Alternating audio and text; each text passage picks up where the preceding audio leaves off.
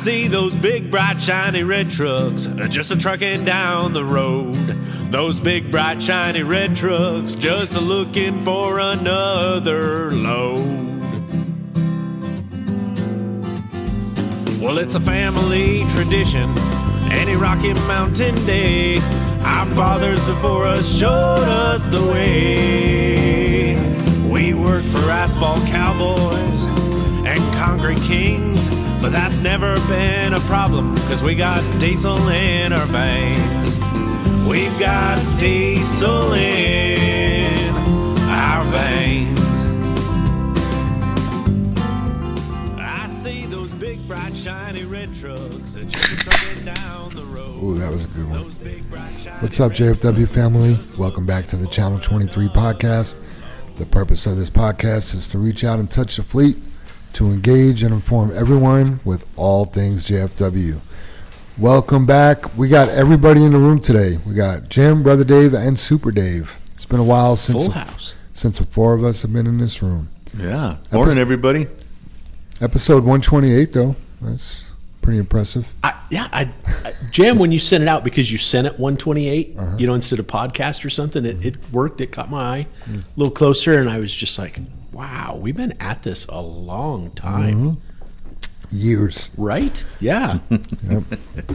Years and years. Right. Yeah. I mean, I was shocked. Yeah. It just shows how fast time goes. Right. It's just something else that just rails away. Yeah. And it's a thing.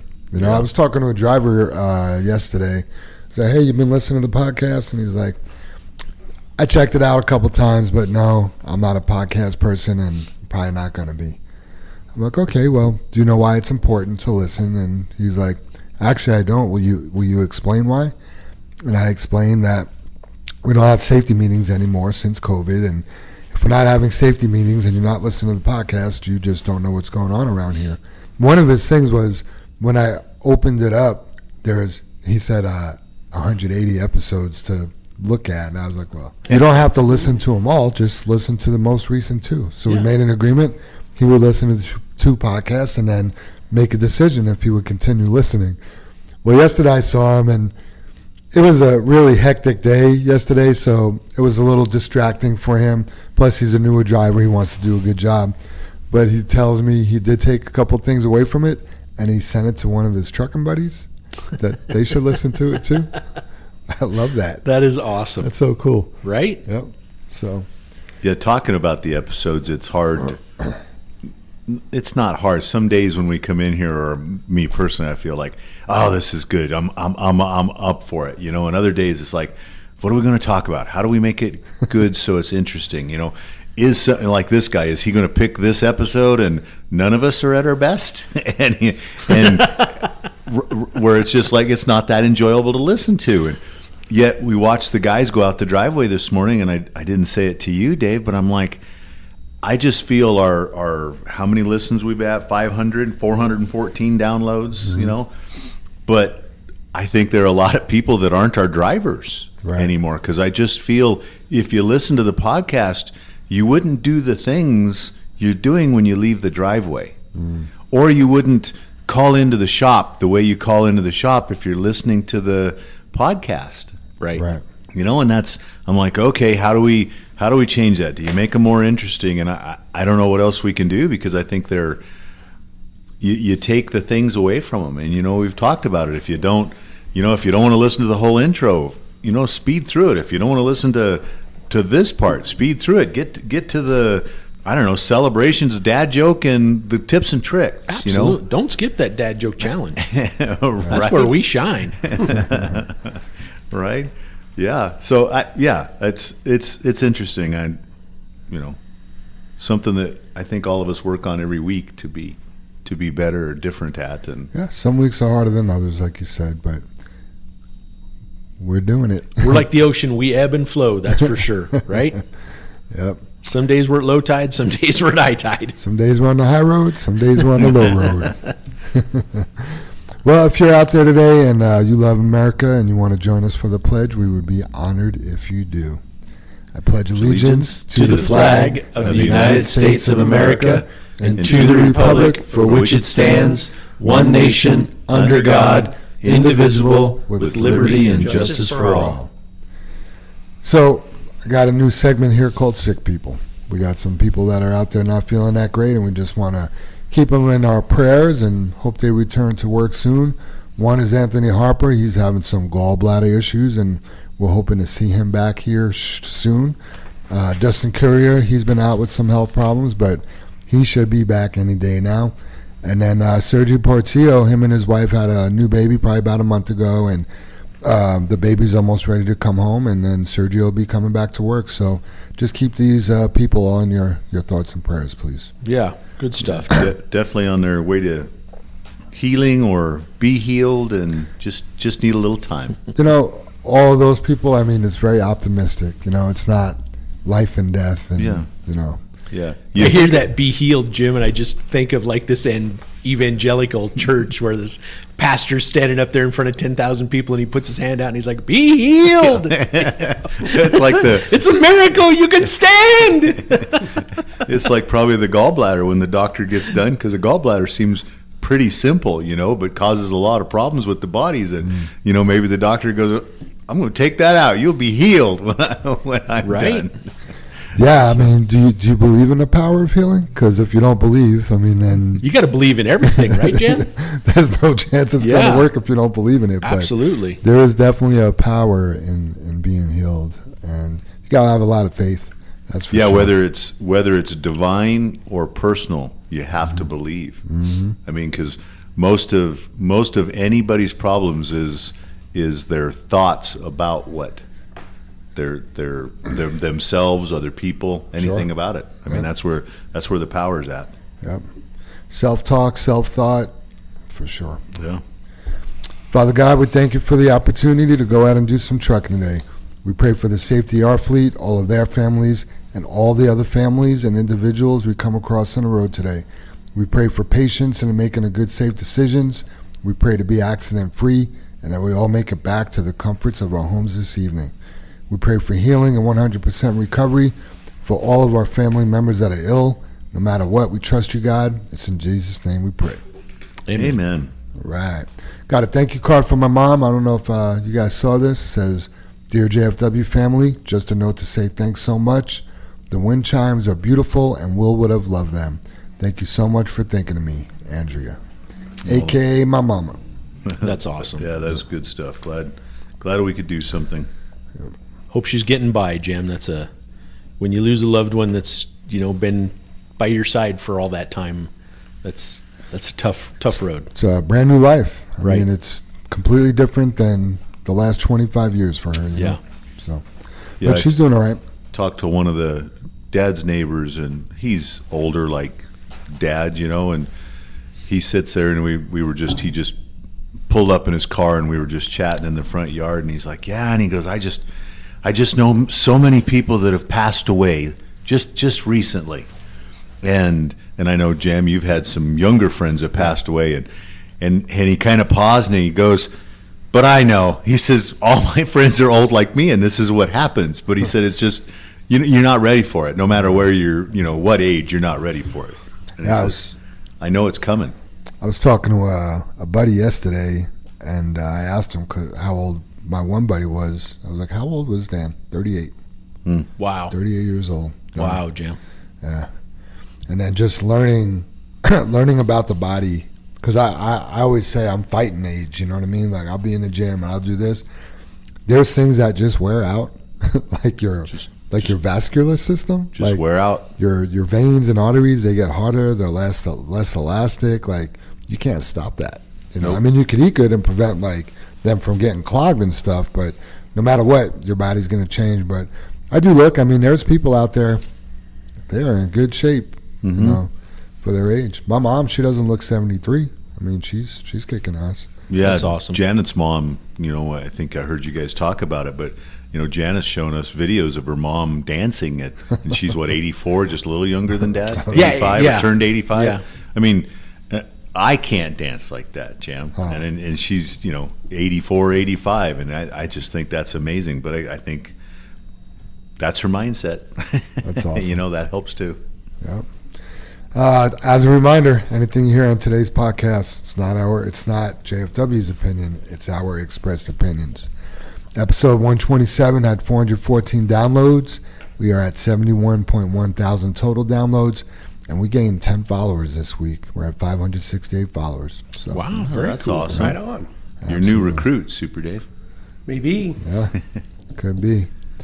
So, do you guys know the most remarkable invention in the last 100 years? Remarkable invention. In the last 100 years. Wow. There has been so much in the last 100 years. I mean, internet, spacecraft, Yes. and Cell telephone, phone, and which is all like a chip cellular, and based on a microchip. yeah. I don't know. Gosh, no, what? I don't know. He's trying to be a joke, and we're being serious. The dry erase board? Dry erase board. It's the most remarkable. Wow. Wow. It's time for the dad joke challenge. Glad you guys thank you for playing. Like, you guys are really going for it. Super Dave, you knew I better. mean, I knew that was your joke, Jam, but I was like being serious. Like, Right? That's so funny. Yeah. I got a new supply chain. Oh, for my good. dad jokes. Oh, yeah. Good. Yeah. Well, I got to be a little serious this weekend. Holly screamed at me, "You haven't listened to a single thing I've said, have you?" And I thought, what a weird way to start a conversation. Right. Wow. I'm gonna piggyback off that a little I'll bit. have to remember that one, Jim. Yeah. That's good. You know, a husband is the best person to tell a secret to, because they probably weren't listening to begin with. That's funny. Well, I'm rolling out into a golf joke about Arthur. Arthur's 75 years old, and he's played golf every day since he retired 15 years ago. One day he arrives at home, downcast and all depressed, and he says, "That's it." He tells his wife, "I'm giving up golf. My eyesight has become so bad that once I hit the ball, I can't see where it went." And the wife sympathizes with him and makes him a cup of tea. As they sit there and chat, she says, "I have an idea. Why don't you take my brother with me and give it one more try?" The husband says, "That's no good idea." He said, "Your brother's 85. He can't help." And she says, "He may be 85, but he's got perfect eyesight." So the next day, Arthur heads off to the golf course with his brother-in-law in tow. He tees up the first golf ball, takes a mighty swing, and squints down the fairway. He turns to the brother-in-law and says, "Did you see the ball?" The brother-in-law says, "Of course I did. I have perfect eyesight." Arthur says, "Well, where did it go?" Brother-in-law says, "I don't remember." Oh, that's funny. Do you have the gynecology joke? I'm not going there, Jam. Man. Who's up? Well, I'm going to kind of go down your row there, Jam, with an obvious one that's kind of quirky. But why didn't Han Solo like his hamburger? Because it was too chewy. Yeah, I was actually going to change that and say because it was chewy. Oh, That's funny. I knew it had something to do with Chewbacca. That's all, Dave. All I heard is Super Dave called me obvious and awkward. What did you say? quirky, I'm obvious and I'm gonna go be like Jam, obvious and quirky. quirky. I love it. All right, I got another quirky one. great. You ready? What computer is the best at playing music? Is it Apple? Apple Music, right? No, that's a fruit. I'm thinking. God, I don't know. What? Adele. Ba-da-ba. I like it. That was better. I should have led with that one, huh? That's good. Celebrations, Chris Beam. He celebrated 11 years on Monday the 15th. Nice. Congratulations. Yeah, congratulations. Chris. Yeah, no kidding. And then Steve Big Country Jackson, 2 years tomorrow. Boom, boom. Boom, boom on the big country. I don't know if everybody's heard the story. The four men in this room probably did, or you three guys. But when Big Country got hired on, I was like, we used to have a guy that worked here named Big Country, but I used to call him No Country. And he just looked at me. He says, "Well, you don't get more country than me." So It's because he's a big boy. he was right. Birthdays. Albert Gordillo had a birthday this past Sunday. Man, I just really enjoy talking to Albert. He's just such a pleasant individual. Happy birthday, Albert. Happy birthday. Happy birthday. Ismael Herrera and Oswaldo Sanchez share a birthday on Monday, or shared a birthday this past Monday. Happy birthday, guys. All these April birthdays. And then family birthday celebrations. We missed one last week. Don't know why she wasn't on the list, but her birthday is very important, and that's Emily Lopez. That's Edgar Rodriguez's wife. Her birthday was on April 7th, which is my birthday. There you go. Happy birthday, Emily. Chris Chacon, that's Andrew Nonis's significant other. She had a birthday on the 15th. Gabe Colmenaro's wife had a birthday yesterday. Jason Gamage's son, Logan, turned 10 yesterday. Eric Burnham's son, Jameson's turning 9 today. And Kendrick's daughter, Michaela, is turning 24 tomorrow. Happy birthday, everybody. Happy birthday. Booming Happy birthday, in birthdays. folks. Yep. And then this isn't a birthday celebration, but it is a celebration. Stingray is starting to see some remission in his cancer. Congratulations, yeah. Good stuff. Shout outs, Jason Gamage. I want to give him a shout out for helping out the shop with a test drive before his shift the other day. I was getting ready to take off. I think everybody was busy. Mike needed a road test, and Jason Gamage did it, so we appreciate that. Chipping in. And then Gilly's got a shout out. Let me pull that up. Gilly says, good morning, JFW family and the Channel 23 listeners. First shout out to dispatch and all the front office for trying to keep us busy with all the different loads and materials we are getting. It's a little different this year, but keeping us busy they are. So that is very true. Everybody's been working hard to keep the trucks rolling. Thanks, Gilly. I want to give a shout out. Also, Kendrick mentioned the same thing. We want to give a shout out to MJ for going over to Yard 23 on his own to work on his backing skills. That's the first person. Talk about not being on your game. That is the first person that I'm aware of that has volunteered to go over there, and do that. Right out of the gate on their own. Right. We've had people do backing practice, but it was always at Forced. our suggestion. Our urging. Are encouraging. I can't see what you're pointing at. Did we miss the last one in celebrations there? What does it say? Did he say it and I'm just not listening this morning? Stingray? Yeah. Yeah. He said it. Oh, my God. I am just like...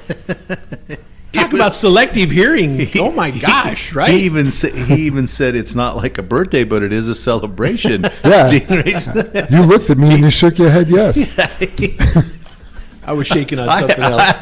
I have to laugh at that one. I mean, we missed the drum roll on that one. It's funny because he was asking about Rico. And I was like, and then you were like, did you listen to the podcast? I'm like, is he not listening to the podcast? And then he's recording the podcast and doesn't remember 2 minutes ago. So Listening is different from hearing, right? Yeah, true. Yeah, there's. Wow. Yeah, that's all about the. We're all husbands in this room. That's a weird way to start a conversation, Dave. BD, I just told you a secret. Safe with him. Say what? Yeah, no. Well, anyway, Stingray's starting to show some remission. Keep Yeah. it quiet. That's so awesome. so MJ called me the other day and he's like, hey, is it okay if I go over to Yard 23 and practice back? And I'm like, damn straight it is. Go on over there. Get the boys to set you up with a truck. Yeah. Shout outs to Really, he's practicing for the rodeo. Yeah, and he's just saying he's practicing for us. I want to give out a shout out to Frank's Barbecue. They killed it again. They are a family-owned, third-generation business. We use them at our Christmas party, and they just came over and catered our Silent Warriors luncheon. So they are 100% slow-cooking meat, smoked meat over mesquite and oak wood, and they never finish in the oven or the grill. So good stuff there. If you guys want to know where they're at, 4700 West Colfax. They do catering, delivery, and takeout. You can't go in there and sit down, but you can go get a plate, So if you like their barbecue, which I do, I think the next time my family gets barbecue, we'll go there if I'm not making it myself. Yeah, I enjoy their brisket, Jim. Yeah. It's not. I mean, I've made some all right briskets, but not a brisket like that when I've tried to do it personally. I like their pulled pork because I've never made pulled pork, so they they fill that need for me. Yeah. Pretty tasty. Rob White wants to give a shout out to the Boca team. Thanks for hanging in there. And then Mike Bortz wants to give a shout out to John Moore for helping him limp back his truck from Fair Play. And then John Moore wants to give a shout out to Mike Bortz for helping him chain up yesterday. It's like a symbiotic relationship. Yeah, no, I hope it wasn't all yesterday, because that sounded like a cruddy day for both of them, trying to chain and a broken truck. And Well, Mike sent me his yesterday, and he said yesterday, so that must have been Monday. Okay. And then John's was obviously yesterday, because it rained down here and snowed up there. So Yeah, we had a bunch of trucks chaining up to get to Fair Play yesterday. Yeah, pain in the butt. Spring storm. You guys got any shout-outs? I kind of wanted to do a generic one, Jam, just for everybody, and I know Linda, probably more for Linda, took the reins on it, but just the hard work that it's taken to get through and learn XBE. Because I get it. It seems like a pain in the ass, and I think what we've accomplished working with Brandon to take care of what their needs are, actually just plain taking care of Brandon as a customer and learning XBE is something that I don't think most companies would do our size and pull it off. And I think we've done a good job. And Linda really headed that up. But I even know later on here, Chris has got a remark that he's got some pointers about Chris Beam about XBE. So I think just a shout out to everybody to embracing technology and moving forward, taking care of the customer. Yeah, definitely taking care of the customer, and I'm not throwing stones at Brandon, but their app didn't really work that great. You know what I mean? And we're the ones that have got to figure it out. Right. Typically, you go to a company, they're like, hey, we want you to use this. It works. Yeah. So. Well, and I think that's got a lot to do with the application that XBE is intended for. It's not for what we do. Yeah, hauling asphalt and working hourly. Checking in here, checking out there, not loads, not being changed up daily, not all that kind of stuff. And I think we're making the adaptation. We're making XBE Adaptation. better. Yeah, absolutely. I wanted to give a shout out to all the Silent Warriors because at last minute I wasn't able to attend that event. Mikey or myself were not able to go. And shout out to you guys. You know who you are. And, it's just great to see how hard you all worked to earn that coin. And, just it's hard not to talk about, you know what I mean? And not because everyone is after keeping that a Silent Warrior. Mm-hmm. So it's just pretty cool. You know who you are, and I think it's great. I think it's great who you are, how you act, how you participate, how you present yourself, how you take care of the JFW family, and your family included in that, and everything on down the line. So it's much appreciated. Thank you guys and gals that are members of that. I did bring the sheet, and I know we asked the Silent Warriors, and they wanted to be not named a couple years ago, to keep it a truly Silent Warrior, a Silent Warrior, and a secret society. But if you guys and I can or I can't, but I did bring the qualifications, Dave, on what you talk about, on how special these guys are. Yeah. I could read what it takes to be part of that if you guys think it's okay. But sure, I think that's good. But then also, can we list how many people were first year, second year, and third year? I can, because I have that here. That's awesome. So we can kind of go into that. So, and then the only thing I'll say about the qualifications is the attendance. The attendance. You have to fall into the attendance policy, not have perfect attendance. So. Yep. Okay, Yep. great. Yeah, let's go. Yeah. Love it. Yeah, so just to, you guys have all heard us talk about the Silent Warriors. Dave wasn't able to be there, like he said, and the commitment and we kind of modified when we met with them, had the luncheon last week. We kind of modified them because we were busy and needed to go to work. And again, they were all just silent warriors. They understood and went to work. But so everybody out there listening, if you want to, be part of this group or make the Silent Warriors, we had 20 drivers. I don't want to say drivers. Excuse me. We had 20 teammates that. Got the coin for the very first time ever, so that was 20 people. We had 4 have earned the coin twice, so second time awards were 4 of them. But the thing is we had 15 returning 3-time coin recipients. Wow. So from the original group that we started it 3 years ago. We had 15 that are returning. You know, the group we had last year that added, then just 2 more that 2 year, and then 20. So I'm excited to see the 20 that made it for the first year. Yeah. Where, you know, they'll only be a 2-year, right, coin recipient, but how big will that group be? Right. You know, as we move it forward. And I believe it adds up and 39 people total, and that's, you know, wash bay, that's the shop, dispatching, drivers, everything.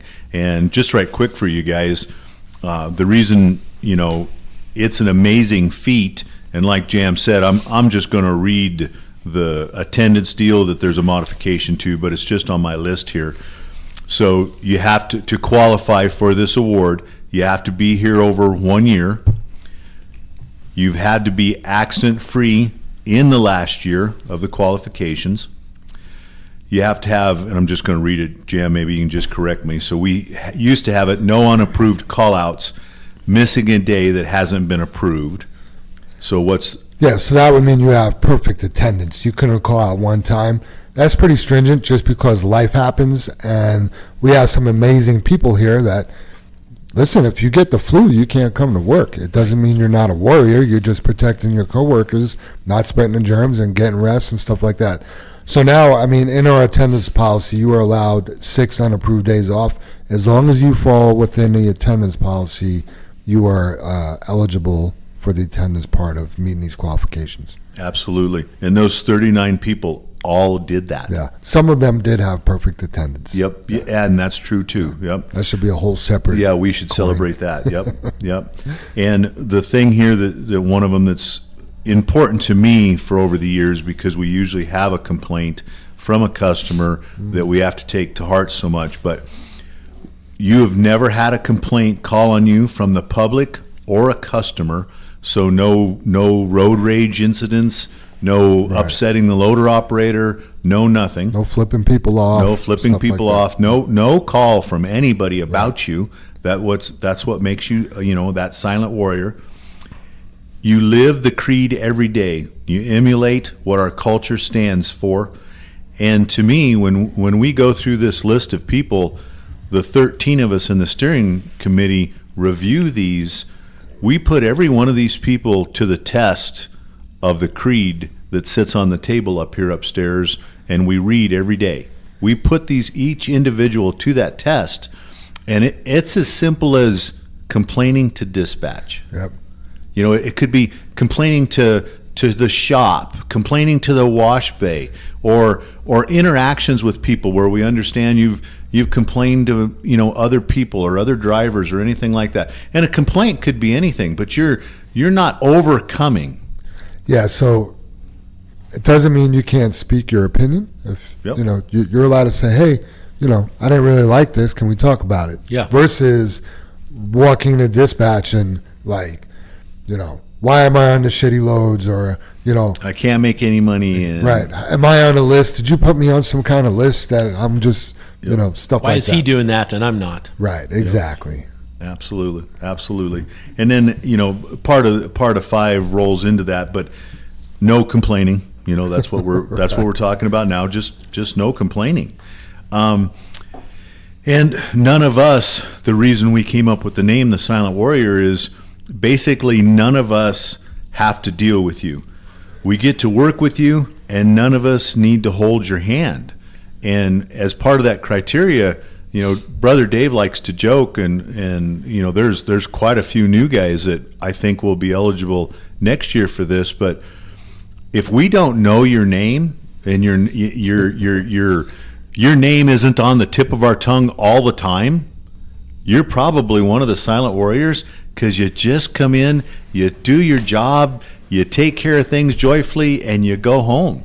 You know, I joked with all the silent warriors, and I've said it to you guys, I don't know how many times, but drivers come in, you know, same with mechanics and the wash bay, but sometimes I'm going to use driver for an example. We'll have a driver come in, looks like they were at war all day long. They're dirty and exhausted and just like they got beat up. And you can probably pick out one of these silent warriors because they come in, they're clean, they're cool, they're comfortable, they're not exhausted. They don't have flat tires every morning. They don't have their truck broke down. They don't leave with their tail lights not working. They're everything. It's just they got their shit together. And you probably can recognize that person. So it's to me or to all of us, it's quite an accomplishment. And I think if you're one of those guys, thank you again. Absolutely. And like I said, it doesn't just have to be a driver. JR wants to give a shout out to the fleet. There's only 2 drivers in the yellow in Samsara, and the rest of the fleet is in green. Score of 90% and better. Nice. So, good stuff. Did I change gears too quick to that? No. Okay. No, we're good. Yeah. Any other shout outs, Soup, PD? No, sir. Good, got it. All right. Last week we had to apologize to Marshall over at Denver Truck and Trailer for pulling out in front of him.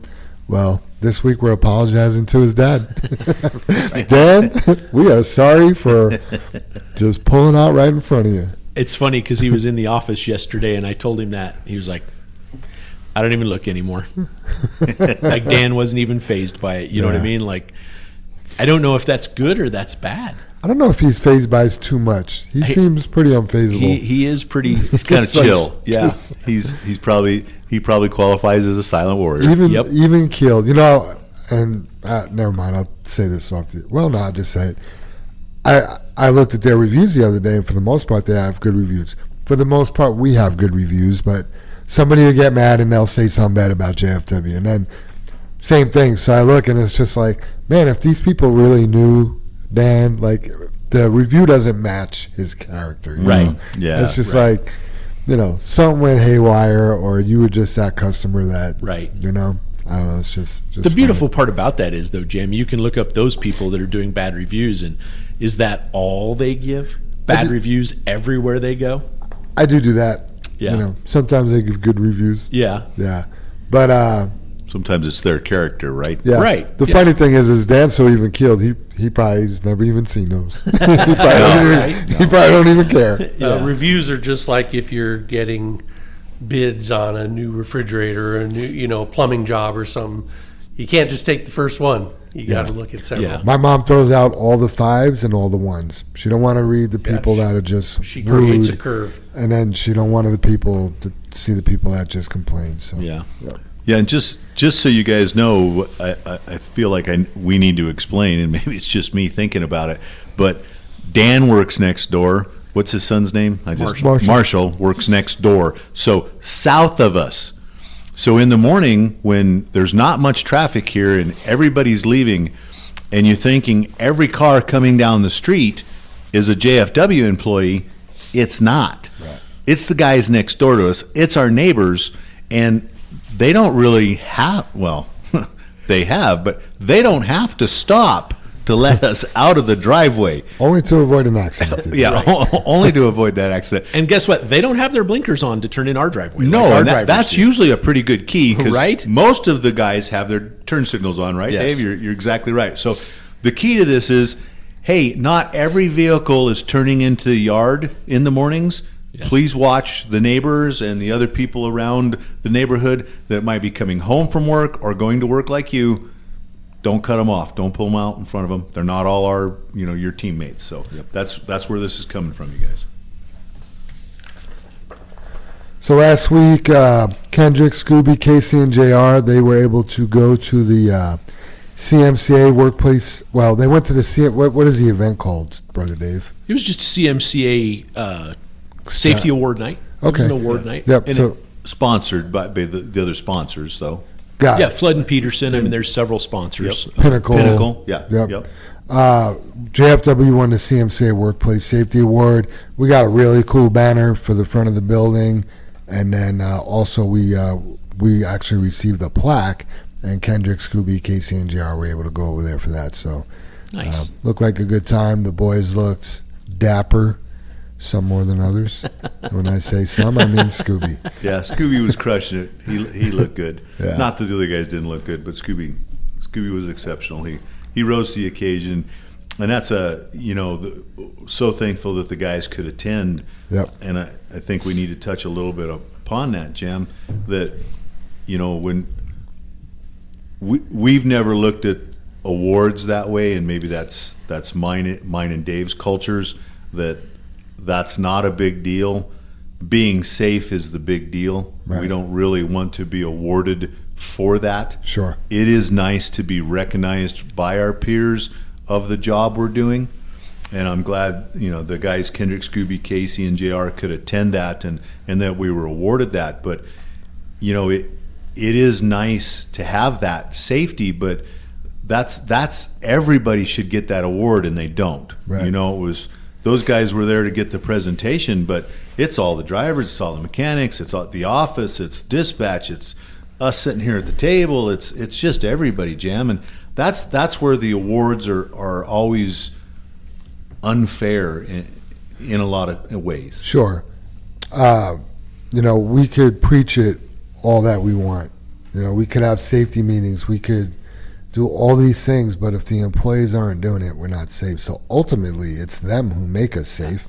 Yeah, right. Every trucking company has a safety program. They all have a guy that preaches safety. But if they're not out there doing it and being safe, then the company's not safe. So, yeah, it's an important award, and so thankful from Flood and Pete, Pinnacle, CMCA to be recognized. But yeah, what it takes is an amazing stuff. And I guess maybe that's the other thing, concentrating a little bit on receiving the award when we need to concentrate on safety. That's right. That's the hands down. Yeah, right. You can't take your eye off the ball. You can't take your foot off the fuel pedal. Yeah, we weren't. The safety program wasn't like, hey, if we're real safe, we'll get the CMCA Workplace Safety Award this year. It's like we need to be safe. Yep. Yeah, not the goal. Yeah, in fact, Flood and Peterson. Shout out to Eric there at Flood and Peterson. That's been been on the podcast and stuff, and same with Joe from Pinnacle and different stuff like that. And we have an amazing safety record with our insurance, with our automobile insurance or our commercial insurance, and then we also with Pinnacle we have an amazing safety rating for injuries and stuff. And they've called us, both companies, and Easy kind of nicknamed us that we're a unicorn when it comes to that stuff. And it's great to be in that position, but man, it's a lot of pressure to keep that up. And I mean we get a lot of benefits from that, but we need to hold on to those benefits. Right. And it's a lot. So thanks everybody, and it's awesome to be recognized for that, and keep up the good work. It's a team effort for sure. Absolutely. You mentioned Easy being on the podcast. He's still at the #1 podcast ever. Did he break 1,000? 982. Oh, But right behind him, Jesse Rodabod, 981. Yeah. Good job, Jesse. Yeah. Paco's #3 with 970 with his Trades for My Community episode. So, nice. yeah, good stuff. Yeah, That is good stuff. Time to round back around and have some guests on in there. We need to get some Yeah. guys back on. Yep. Who did we just have? It was the safety team. I think was the last deal we did. Oh, Amber mentioned that her chiropractor wants to come on and talk about things that we could do to prevent injuries and stuff like that. Her what? Chiropractor? Chiropractor. Oh, That'd be a interesting. good, Yeah. good episode, yeah. He also wants to start a podcast, so might as well check out the #1 checking podcast in Colorado to see how Trucking you go. Podcast Colorado, baby. We are it. So are you going to the next one yet? we're skipping. Well, the button hook. No, the Silent Warriors we talked about. Yeah, we could just cross that one off. We did a good job on that. Unless you have more to add. I feel like he forgot something. No, I'm dying to get to this next one. Why don't you take it? I don't know what the hell it is, Jim. That's the reason I'm like, Button hook versus jug handle? what jug handle, dude? I know what a button hook is. Jim, I said the same thing, and do you know why we don't know? I mean, Because you're old. Because we never went to truck driving school. oh, is that is? 'Cause, Yeah, straight out of school. I mean, I know what a jug handle is, but I don't know what a jug handle is in trucking. So, we're bragging about being safe. We weren't the safest the other day. We had an accident. Okay. We had an accident making a left-hand turn going eastbound. We're going south. We were making a left to go east. There was a car facing west, right? Anyone who's been down to Rio Grande, you'll know Santa Fe and like 3rd, you got to make a left-hand turn. It could be tight, and there's a car there. Well, how do you make that turn?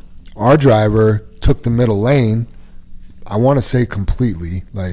Yeah, he was, if I remember right, he was in the middle lane. He was in the middle lane and then made a left-hand turn. Just swung it wide and then made the left. And unfortunately, we had an accident because there was a car heading south on Santa Fe, and we ended up making our left-hand turn into that car. Luckily, no injuries. We don't know the total cost of the accident, but it wasn't as bad as it could have been. And but anyway, so a button hook is when you maintain control of your lane and you go out. You don't swing wide at all on a button hook. You don't. If you're going south making a left, you're not going to swing your truck to the right at all. You're just going to go pretty far out there and make your turn. Just to clarify what a button hook is, Jam, or give more people a little more visual on that. You don't allow your trailer to leave that lane. Exactly. Therefore, a car can't get on the inside of you and come around you. Exactly right. The issue to that is, though, you're putting your truck in the next lane, not the trailer, just the truck. You are missing that. It's into the oncoming lane. I learned that you're turning into. Yeah. So Sorry. I always I thought that a misspoke button hook was a jug handle until yesterday. So we saw it on TV. Yeah, and then JR he got this, diagram Animation. of a turn on the TV that we were all analyzing, right? And the button hook is when you go, like you said, into the oncoming traffic lane. Yes, you keep your truck and trailer in your lane Yes. you're currently in. And I always thought a button hook was where you're A button hook is swinging more out, a right but you're turn. keeping your trailer in your existing lane, but you're actually taking your other lane as well. Yes. That's jug handle. Which can only really be done on a right turn, Dave. You could do it on a left turn too if it's a multiple lane road. Well, I mean, that's your lane. You're turning into your lane. Right. Yeah, that makes sense. If you're making a right, you're going further out past, let's say, the double yellow line. Yes. And then bringing it back in. I mean, the example of a perfect button hook would be down here on 56th, turning onto Newport, coming to the yard. Heading east, making a right turn. Yes. Yep. So what's the milk jug or The jug jug handle? handle? Well, jug handle, handle I Is think. what I always thought was a button hook. Well, I think the jug handle is what we did. The jug handle, Because he was in the He turned left from the wrong lane. went to the middle lane. Because to me, he drew a jug handle. Yeah. He went out, made a big old handle, and went in. Well, similar to that, but a jug handle, your trailer can still stay in your lane. You can still completely block your left lane. If you wait long enough to swing it out into your next lane and then come back, your trailer, the way it tracks, will never give up that space for the car to fit through. Right. The problem is you're swinging out into another lane, right? So that's In the jug handle. Right. Yes. Which You know. you'd call your blind. I would call your blind side. Yeah. If you missed anybody at your hood, Yep. your tanks, your battery box, or Yes, whatever. exactly. According to what we saw yesterday, a jug handle is it illegal, Dave? It is illegal. It's illegal. A button hook is legal. Jug Right. handle is illegal. So I think the best way to explain it is you cannot take on the road you're traveling on, turning from, you can't take anybody else's lane. Whether it's the left lane or the right lane. Totally you- agree. You have to turn from your lane. Yes. Now, And And you can turn into on the oncoming yes. traffic on the road you're turning onto. Right. Yeah, Yes. You may have to push them back. They may, you always see the Yeah. cars back. Yeah, You know, absolutely. that's the safe way to do it. And this isn't That's the legal a perfect legal way to do it. Yeah, this isn't a perfect world though. Not all the time things are perfect. So, I agree, Jim. There's a couple things our driver could have done differently. One, he didn't check his mirror when he made that left turn. He was so focused on the turn and looking ahead. He was worried about the car that was facing west. On the road, yeah. Yeah, he never looked in his mirror to see that car coming up on his left-hand side. So there was just a few mistakes. Good driver, nobody's perfect. His driving record up until this incident has been perfect here. Yeah. My understanding is the 7 years of driving, he's never had an accident. So Absolutely. just shows you a little bit of complacency, a little bit of bit of distraction. little bit of too. distraction. Was on his headset prior to like literally seconds. hung up the phone and then had an accident. Yeah. Yes. Yeah, like hung up the phone. I need to make this turn. Yeah. You know what I mean? Yeah. So And the thing that I admire him for, he's like, wow, I didn't know that, right? But he says, I sure learned something here, and we'll, Yeah. I mean, this make is it better. This is a great guy, a good driver, silent warrior. You know what I mean? Like all of the above. And it's you take your eye off of the ball for those few moments. You get relaxed. A lot going on in our lives. On the phone, and you can't. We're just in a position where you can't. And that sucks. It truly does suck. yeah. Yeah, I think we've talked about it a lot, and you can't talk about it enough. Right. Where it's the new drivers that have some accidents, and then like when we said that, when we talked about it, when the insurance company came out, you got that other, I'm going to say 5 year and up. Yeah. And if this driver's been driving for 7 years, where you just get complacent. Yeah. I can do it. I can do multiple things.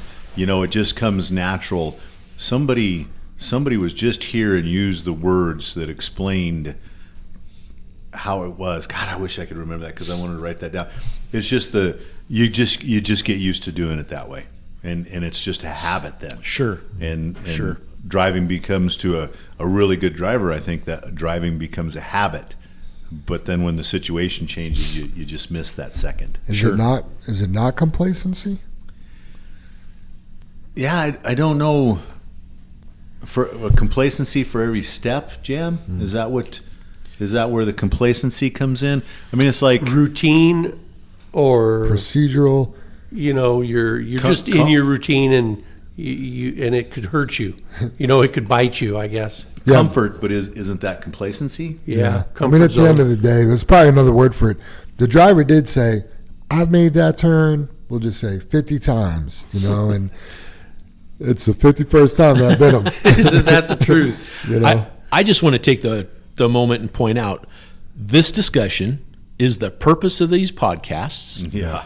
This isn't us trying to point fingers or make fun of that driver, because he's a good guy. You know what I mean? There was nothing malice or malicious about what he did. He screwed up, owned it 100%, and here's our opportunity to not point fingers at him, but to try and educate every single person listening to this podcast.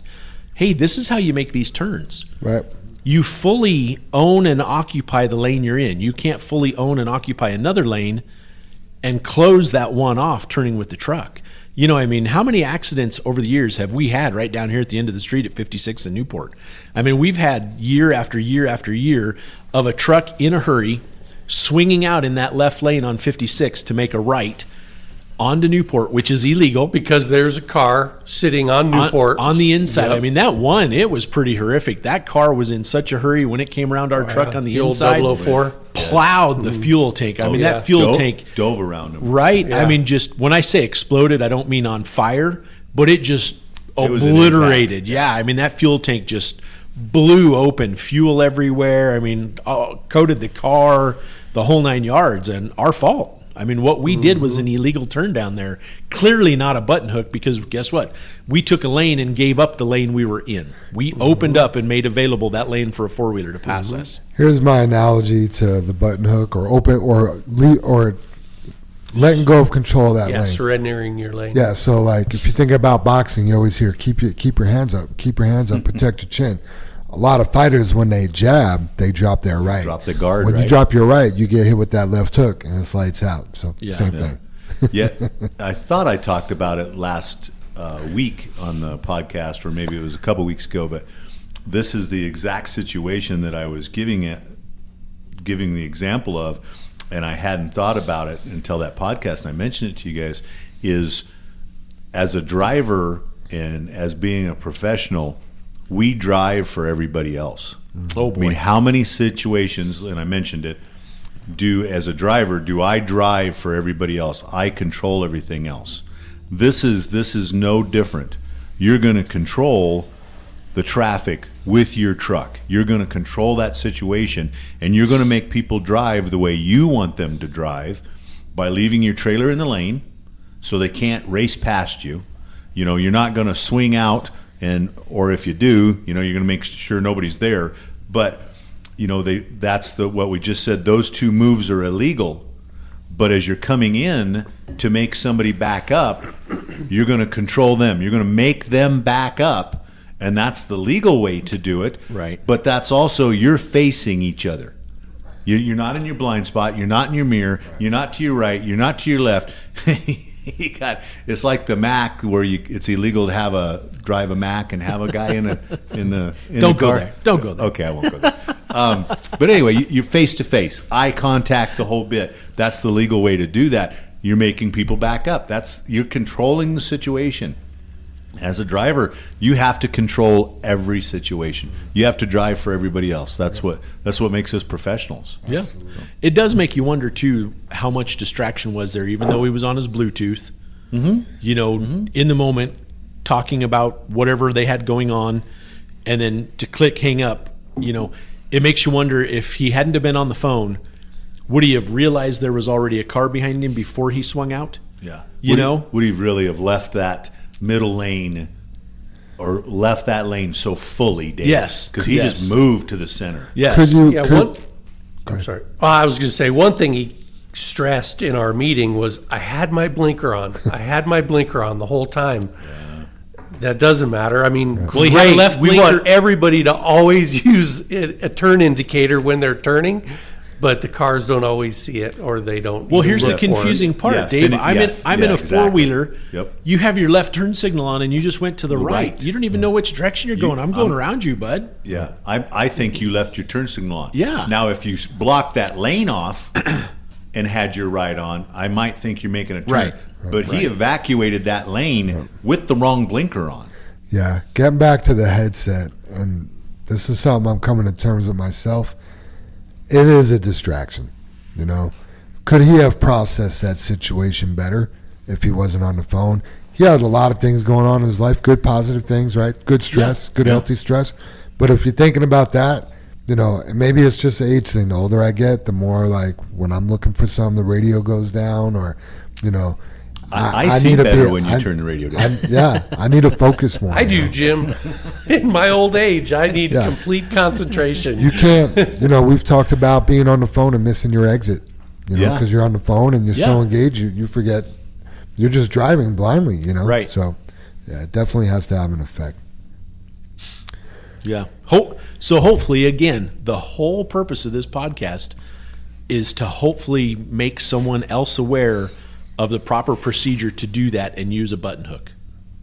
Yes. Period. I mean, you change lanes, you make a turn, you need to use that button hook, which means you never give up your lane. Also, you can never give up your lane. Absolutely. Also, let's say he was in that left lane and didn't think he could make that turn. Nobody says you got to keep driving. Right. You can stop. Right. You know, you could have stopped. That car could have moved. You could have figured it out, or the car could have seen that you had your blinker on and backed up and gave you some room. Just because you're going doesn't mean you got to keep going. We've said that before too. Good point, Jam. We talk about that all the time. Yeah, you can always go straight. I was just going to say that. Yeah, I was thinking that. Right? Yeah, I mean, that would be a bad area or a tough area to go around the block. But Yeah. you can always just go turn around. Yeah. Yeah. Yeah. And not a U-turn, Mr. yeah. The Mr. No, no ridiculing or pointing fingers. No. No, and we've all been in that situation too, where we think we're turning, and okay, this is my street. I got to turn here, and then you get up to it, and you're like, oh, that ain't happening. yeah. But I mean, going around the block. Yeah. I know you said not easy down there. I mean, just because Santa Fe's a one-way. Right. Yeah. But that could be 10 minutes. How long were we there? Oh, he Oh, was- yeah. Oh, yeah, sure. that's what. Lesser- That's what. lesser yeah. of two What evils, right? ultimately did that cost us? So Plus you, that- you have to use that mindset and think, hey, if I get in an accident, I'm going to lose my safety bonus. And Yeah, it could be more than 10 minutes. My wife always gives me that trouble. I'm like heading down the road for 10 miles. Nope, I can't turn around there. Nope, that doesn't look good. Nope. She's Right? like, Dave, would you just turn around?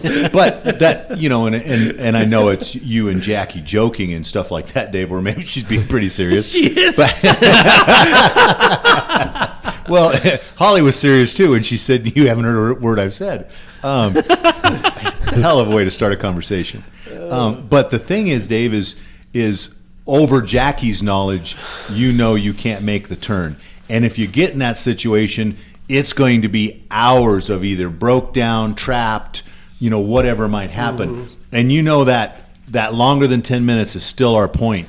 You can drive 20 miles. It took you half an hour. You can flip around, but it didn't ruin your day.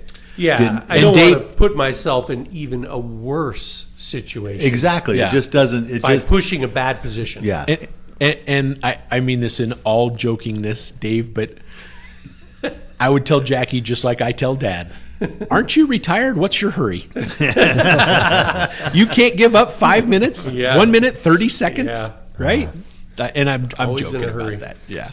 Yeah. And I'm never in a hurry, according to her. In Mom and Dad's neighborhood there, it's a 55-year and up retirement community. Can't even live there unless you're 55. They had to come in and put the flashing speed limit signs up for 25 because the old people can't. They're in a hurry. Gotta go, and most of them are retired. Gotta get to the buffet. Right? When you have to put up the flashing sign, slow down. Like, wow. Wow, 55, huh? That seems young to live in a place like that. Yeah, 55. Yeah, I would agree. I think that more than, I don't know. I was just thinking about kids, Jam. Right. I think that's more that you could live there with, because your kids are growing or whatever. Gotcha. So, yeah. Understood. Oh, yeah. I No, mean- because kids can't live there. They can come visit. Yeah, they can't. But they can't live No there. one under 55. That's Yeah. what I'm Yeah. getting at. Yeah. like I mean, what you're saying is you're an 80-year-old, but you're going to live with your 58-year-old kid together. No, Dave, like Janet and I can't move there. Sam lived with us. Yeah. Right. Yeah. But you're your dad's kids, so you could go visit. You can Over live there. 55. Right. I mean, I'm not. You're Can't. not, yeah. Close. I'm gonna cut to the chase. I qualify to live there now, and that sucks. And I will in a couple months. I will in a couple of years. That's how I was like, 55? Yeah. You're old, dude. I'm telling you what. Somebody guessed my age at school the other day is 42. I was like, Yeah. 55 is the new 40, man. yeah, no doubt. All right, Dave. let's talk about mobile phone use. We Didn't we? well, we're going to talk about it more. Thank you. I'm glad. We're going to talk about it more, okay? So a couple weeks ago or last week, we started talking about how we are going to handle mobile phone use. Okay, basically, if you have, if it comes to light that you're on your phone and you're not paying attention, we check it out. It proves to be true. You are going to get a last chance warning for mobile phone use. Meaning, man, my mic keeps popping. Meaning, it happens again, you're terminated. Recently, we had our first case of this. So we've had a last chance meeting with a driver. Driver has been notified. One more time on your phone, you're not going to work here. It's just not worth the risk to JFW for the amount of, I want to say damage, but I mean life, injury, property. We don't want that. We don't want to have to deal with that. We don't want to be responsible for somebody getting hurt. It is a federal law and a JFW policy not to be on your phone while you're driving. Pull the truck over. Stop. Absolutely. That's what I don't understand. If it's that urgent, why are we texting? Yeah. Yeah. If it is that urgent, why are we texting? Well, people apply for jobs via text message, so. So, yeah, I just don't understand if it's that, because we do get told that a lot. It was urgent. It was important. I had a lot going on, right? You know, stuff like that. Again, just pull over and stop. I feel this is another good driver, totally capable of doing the job. Definitely has a skill set to be successful here. You just can't be on your phone, because we basically, at this point, we don't care who you are, how long you worked here. If you're going to use your phone, you're putting your job at risk. Absolutely. Bottom line. Stems from the misconception of I can do that and drive. Right. And it's just going to be 10 seconds or whatever. Right. I Which are 8-second video, or I always say it wrong. Is it 5 second? 8 second? 8 seconds. The fatal distraction. Yes. In 8 seconds, had a fatal accident because of 8 seconds. Yep. So kind of like our play on words, though, you guys, where we say, oh, you know, we've taken your bonus, and no, you've lost your bonus, and stuff like that. Jan, when you just mentioned that you've jeopardized your job here, and I think the more importance to the phone usage thing is when you're on the phone, you jeopardize everybody's job here. Yes. And that's what we're looking at. We can't afford to take, you know, mine and Dave's family company, you know, your livelihood as an employee. You know, if you've worked here long enough, you've got a lot of time vested in here. You've got a lot of heart and blood and sweat in this company also. And to put that in jeopardy, we can't allow that from anybody. And if anybody gets a hold of the film or sees, or they check your phone and we have an accident, they'll own you personally, and they'll own us as a company. Yep. And that's what this is about, because it is illegal. It is our company policy. We just have to start enforcing it, because we can't jeopardize any of our lives. And we have a trucker's prayer. We have, you know, we're about to go on the safety topic about change lanes, like my family is next to me. It's everybody else's family. Can you imagine hurting somebody, you guys? You're talking about that 8-second video. That's about killing somebody. But I mean, just if you want to be on the phone, just take a second and visualize killing somebody. right. Not your fault. I mean, even worse than that, Jim, is imagine someone else killing your family. Yeah. That I couldn't imagine either. Right? I don't know what makes me sicker, me doing it or having it done. Right? And it is hard to swallow. But the anger I would feel if someone's text was more important than my wife or my son or my brother or my mother or my father's life. How can a text be more important than that life? Yeah, and these birthdays we celebrate here, a lot of those were young kids that soon will be driving. Right. What are you teaching your kids? Right. You know, we had an accident here. We talked about it for years, where we had a young woman rear-end us, sitting still at a stoplight, and was texting, and she was killed. Really, no damage to our truck.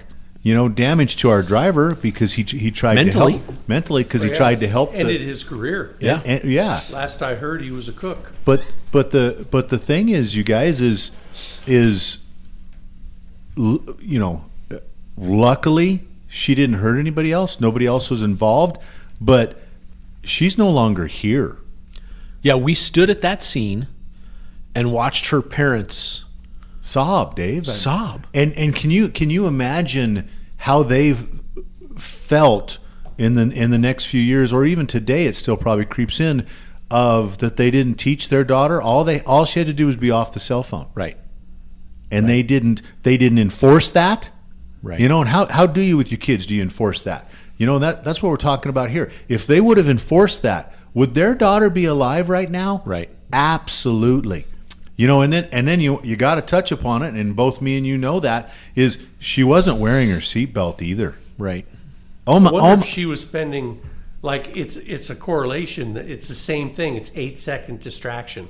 Yeah. She was distracted, maybe for even less than 8 seconds, and she's gone. Yeah. Yeah. Yeah. I mean, they just took the sign down about a year ago. The sign used to be right there at 120th and Bradburn in front of Ted's Montana Grill for Carissa Miller.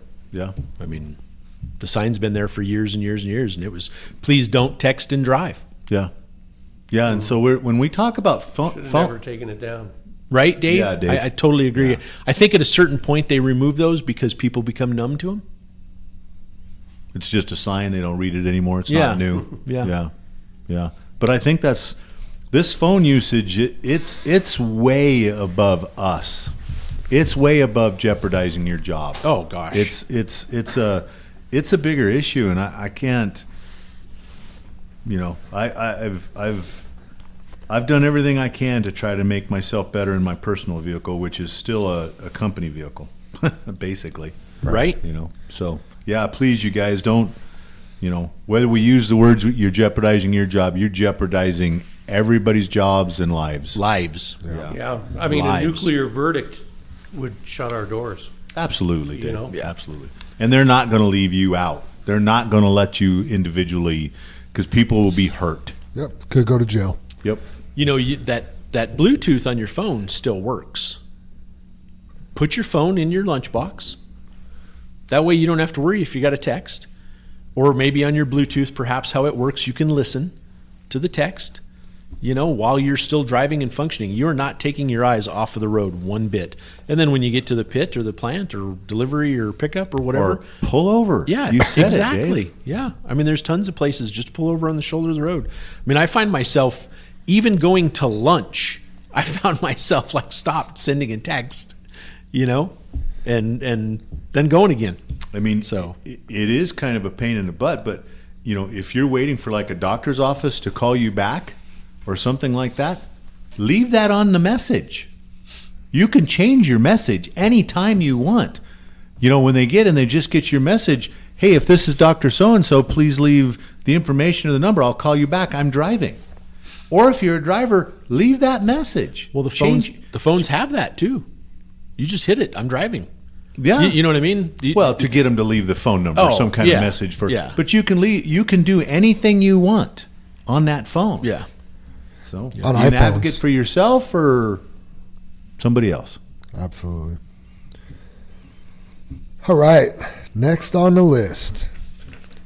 There's been I don't want to say there's been a problem with pay stubs because the pay stubs are accurate. There's no problem. We've had a few drivers here, though, that have not been looking at their pay stubs and then had a surprise at the end of the year when they went to file their taxes. The federal withholdings were not being taken out, and they ended up having a pretty big tax bill. First of all, every week you have an opportunity to approve your paycheck. That's a pretty good time to look at it and make sure everything's accurate. And that's your whole check. We want to encourage you to be responsible for your check and be an advocate for yourselves. Not checking your pay stub isn't being either one of those things. It's easy to just look at the total. Hey, how much money do I have coming in? But, if you have a 401k, what went in there? Did money go in there? Did state taxes come out? How much federal taxes are coming out? So, pretty important thing to check. Joanne actually sent me a message because things that did get a little different with like W-4s and the way you file withholdings. It used to be you claim single and zero. Yeah. Now it's like you either file single, jointly, and then you put a number down for dependents. Those new W-4s are really confusing. They're actually simpler, but they're confusing because we're not used to it, I think. Yeah, they've been out for a few years, and they're not as simple as the old ones. But Joanne says you can go to irs.gov or the Google IRS tax calculator, and it will tell you what you are supposed to be deducting. Then you could change it in Paycom, but Joanne cannot do this for you. She'll help you, but if you go to payroll in Paycom and then tax setup, it will bring you to your W-4. Be careful with electing exempt. There are specific guidelines for that, and you could get in trouble for using that. So then she says thanks and I wrote up. I mean, there's two things that are going to happen in this world. You're going to pay taxes and die.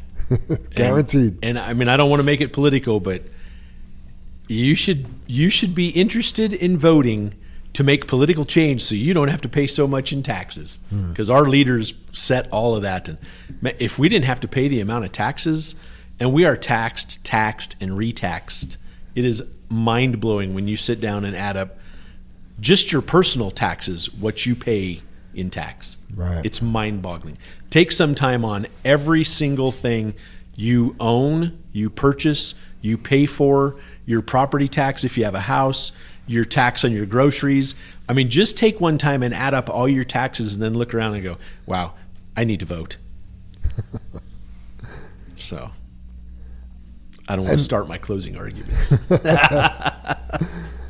And do I understand this right? I don't know if it was you, BD, brought this up, or if it was you, Jim. It might have been BD. But because he didn't pay federal taxes, we didn't pay our payroll taxes? No. That's not how Jim that corrected works? me on that, Okay. Jim. We paid our portion Got it. of They his just- income. Got it. Because Okay. we can't get away without exemption. Right.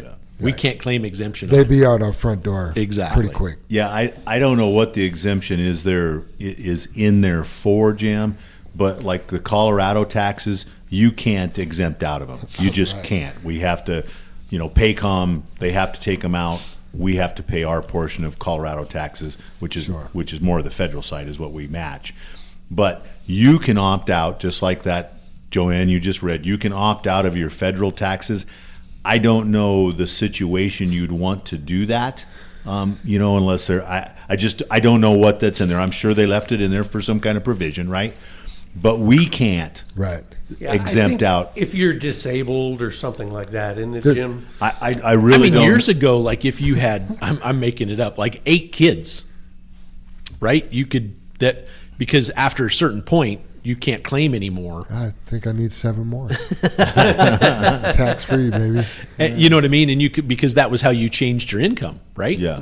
And but currently to date, I don't know about that. What Joanne explained to me is some people hit that exempt button to get out of a jam. Like, oh, you know what? Like, I need every single dime I could get these next 3 months. Not a good idea. And just because you raise your hand and say I'm exempt, it doesn't mean you're exempt. Yeah. Yeah. Right. You know, I'm exempt. I'm not paying taxes. It means you're not paying what you owe right now, and you Right. will at the end of the year, Yeah. No way. I'm not paying taxes. I refuse. right? I do know this from a personal experience. I ended up with a pretty large tax bill one year. I was able to pay half of it. And then I called the feds. They were cool. They were like, yeah, no problem. Let us know when you have some income again, and we'll start taking taxes out, right? The state, they want blood. There's no wheeling and dealing with the state. Was that Colorado at the time? Colorado, yeah. Yeah. Yeah, and it was right before I worked here at JFW, like a year and a half, maybe, I'm not going to say, well, anyway, I got a job working at JFW, and I remember, like, I got one paycheck, or no, I got a tax return. So I worked here for a year, and I got a tax return, and like my phone rang immediately, like, hey, this is the IRS. Do you remember when we said, like, Wow. it's cool, like, don't worry about it? Well, we see you just got a tax return. Right. We're taking that, and you need to set up a program to pay us A back. payment. Yeah, and it started off like, I think it was $98 a month. I owed him $20,000, just so you know, right? Then it went to like $200 or $300 a month. But like on the third year, I think it was $590 a month I had to pay him back until it was done. Gotcha. So yeah, it was pretty crazy. But Bought you a new car. but the state, nah, they'll take your children to get their money. I'm not sure if this is a stupid question or not, Jim. Did the IRS fine you, or was there interest against it? Oh yeah, there was all that stuff. But Okay. I had not an accountant. I had a tax attorney helping Wow. me through all this. Yeah. Wow. Yeah. How stressful. It was stressful and defeating, and I probably cried a few times. But I mean, whatever. taxes are stressful. I couldn't imagine not filing for a couple years and having to figure that out. No. I mean, that would just blow my mind. I mean, I feel like my wife and I are really streamlined, and then, we start turning our stuff in, and I'm like, oh my God. We got this, bank statement. Oh, we have this on my 401k.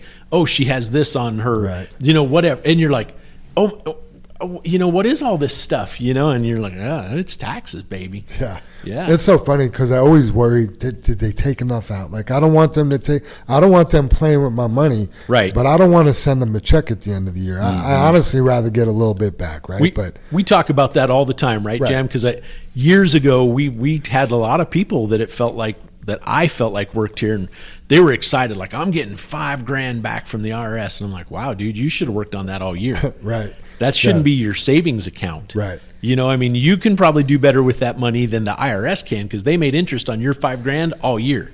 I'd rather have a savings account than an expense account, though. You know what I mean? But it's funny because I do our taxes and like, all right, I'll put my information in, and then it's like, with QuickBooks or Quicken or TurboTax, boom, you see what you're getting back. Yeah. Then I put this in, and like that number drops. Then I put my wife, and then I put Bell in, it goes up, and then it's like, what's going to end up happening? It's like happening? a roller coaster ride just to get to the end, right, Jam? Yeah. Yeah, Yeah, one minute you're getting $375 back, and the next minute you're paying $275. Right? Yeah. Which is the absolute perfect, Dave. You want to pay a little to both. You know that you get a little back. No. That means they got some of your money, man. They worked off your money. You want to just pay them a little bit. Yeah, like $50. $50. Yeah, $100. That's a good. That means you worked off everyone. They didn't work off your money. You worked off your own money. Absolutely. Yep. All right. We got the second annual JFW Truck Rodeo coming up on May the 4th. Be with you. So that should be exciting. We should have a little bit more dialed in last year. I know we got a sand pile, is that correct, for the kids to play in? Yeah. With toys being hidden in it. We got a bouncy castle, I think. The course is going to be a little bit different. I think they fixed some flaws, but it's just as difficult. Difficulty's the same, but maybe a little bit smoother. Yeah, so it'll be exciting to see how this year goes. And, the amount of participants, I think, is just about the same. Yeah, good. Be fun. I hope everybody can attend. Those who aren't participating, I hope they can show up and attend and watch and, maybe even jump in at the last minute. Who knows? Yep, you can be a late entry. Mm-hmm. Absolutely. Yep. Dispatch says, when calling out, please use the main number to do so. We kind of touched on this earlier. There's only one dispatcher here in the morning, so if you're calling their personal cell phone numbers, there's a good chance they're not working yet. That means you're waking them up. Right. So Linda's not always a morning person. Oswaldo's not always a morning person. Tracy's not always a morning person. They have a pretty good rotation going. So if Oswaldo's calling, but you're letting Linda know, I mean, you're not doing us or you or her a favor. Yeah. So. Yeah, I mean, how does it work at 2:00 in the morning when I realize I'm sick and not making it to work because I've been puking all night? Call the main line. Call the main line. Yep. Leave a message. You don't have to send a text to a dispatcher that you don't even know could be on vacation that week. Yep. Right? Absolutely. So, yeah. Please call the main line. Call the main line. Leave a message. Dispatch, the first thing they do when they get here or shortly thereafter is check those messages, see if we got any call outs. Yep. So, yep. All right, Chris Beam has some advice about XBE, and this happened the other day. Before you call in about XBE, open up the app and reload it. Chances are it's already there. Oftentimes you will not get a text message from XBE during the day, unlike when you receive dispatch the night before. This part does not go on the podcast. I'll tell you what he said after that. That copy and paste, boy. Yeah, so basically... I think that part should. It's kind of what we do. He made a disclaimer not to do it. No, I'm laughing. Yeah. It's good. It's good stuff. Yeah, so basically what this addresses is, you hear it all the time. Hey, I didn't get an XBE for this. Dispatch says, please refresh your app. And the driver says, oh, yeah, I see it now. So I'm not familiar with it. Is that an app you can just swipe? You know how you swipe down on a lot of them? Yeah, I haven't ran in it. So. Pretty sure. I'm not positive though. Yeah, but or if you literally have to close it and open it back up. Either way. And then JR let us know DOT Blitz Week is coming up May 14th to the 16th. Sounds more like a weekend, but be careful out there. 72 hours every 72 year. hours. Yeah. There you go. And it's almost always in the spring. I think it always is in the spring, isn't it? Well, they usually do one spring, one fall. Spring cleaning. Spring cleaning. I like that, Jam. You guys got anything else for the discussion? I think we covered it. I think Something's bugging you, Jim. it's the Toro and the XBE and stuff like that we're harping about cell phone use, and yet we're asking Right. about the cell phone use on XBE and that kind of stuff. And I think also when the guys make the call, hey, I don't see this on my XBE, they're usually driving. And are they looking at the XBE at the time? Are they looking at Toro? And I just got to reiterate, you got to do that before you leave. Right. Hopefully you get in your dispatch at night. You have that. You stop and look at it at the pit, or that's when you do it is at the pit, and you're doing that kind of stuff there, not on the road. Even though we've opened that up to have your cell phone as use. You know what I mean? So please be careful with that. I think it's important. Yeah. Truck should be stopped, brake on, anytime you're using your XB or Toro. Or any of those Absolutely. things. So, all right, questions from the audience. First question is from James Gallegos. And I brought this up once before, and it came back up. Could we have our safety bonuses saved and used at a later time? Example, have them saved and use them when the winter gets a bit slow, or if we want them all towards the holidays. Could keep everything the same, just have an option to save them if you want to. It's funny, Jack O brought that same thing up to me the other day. Huh. Sounds like a discussion going on out there, right? Mm-hmm. I mean, there's a few pros and cons that I think until we clarify, we can't say no, we can't do that. But I know there's been other companies in the past that used a term called banking hours, right? And they would, in the summertime when they were busy, I'm giving an analogy here, totally made up, but say that driver was paid by the hour and they worked 60 hours and he goes, hey, would you bank 5 hours for me for winter? And they had this account, and that company would log those 5 hours. Well, then after doing that for, like, I kid you not, it felt like that company did that for a decade. And, some people loved it. They participated in it. Some people didn't, blah, blah, blah, blah. At some point, someone figured something out that, wait a minute, you're taking overtime pay from me, but you're paying me regular time in the winter when I'm needing extra money. And it became this whole battle. And then the company was like, oh, we didn't even really realize that. We were just taking your hours and banking, so there's some financial information that we would probably have to ask what the repercussions to do that would be. I mean, I don't see why we couldn't do it. We just need to be sure that it's legal. Don't you agree, Jim? Yeah, I feel like we can do it. I actually love the question. I don't have an answer for it exactly Right. like you're saying, Dave. And I know who you're talking about with the other company and the problems they ran into.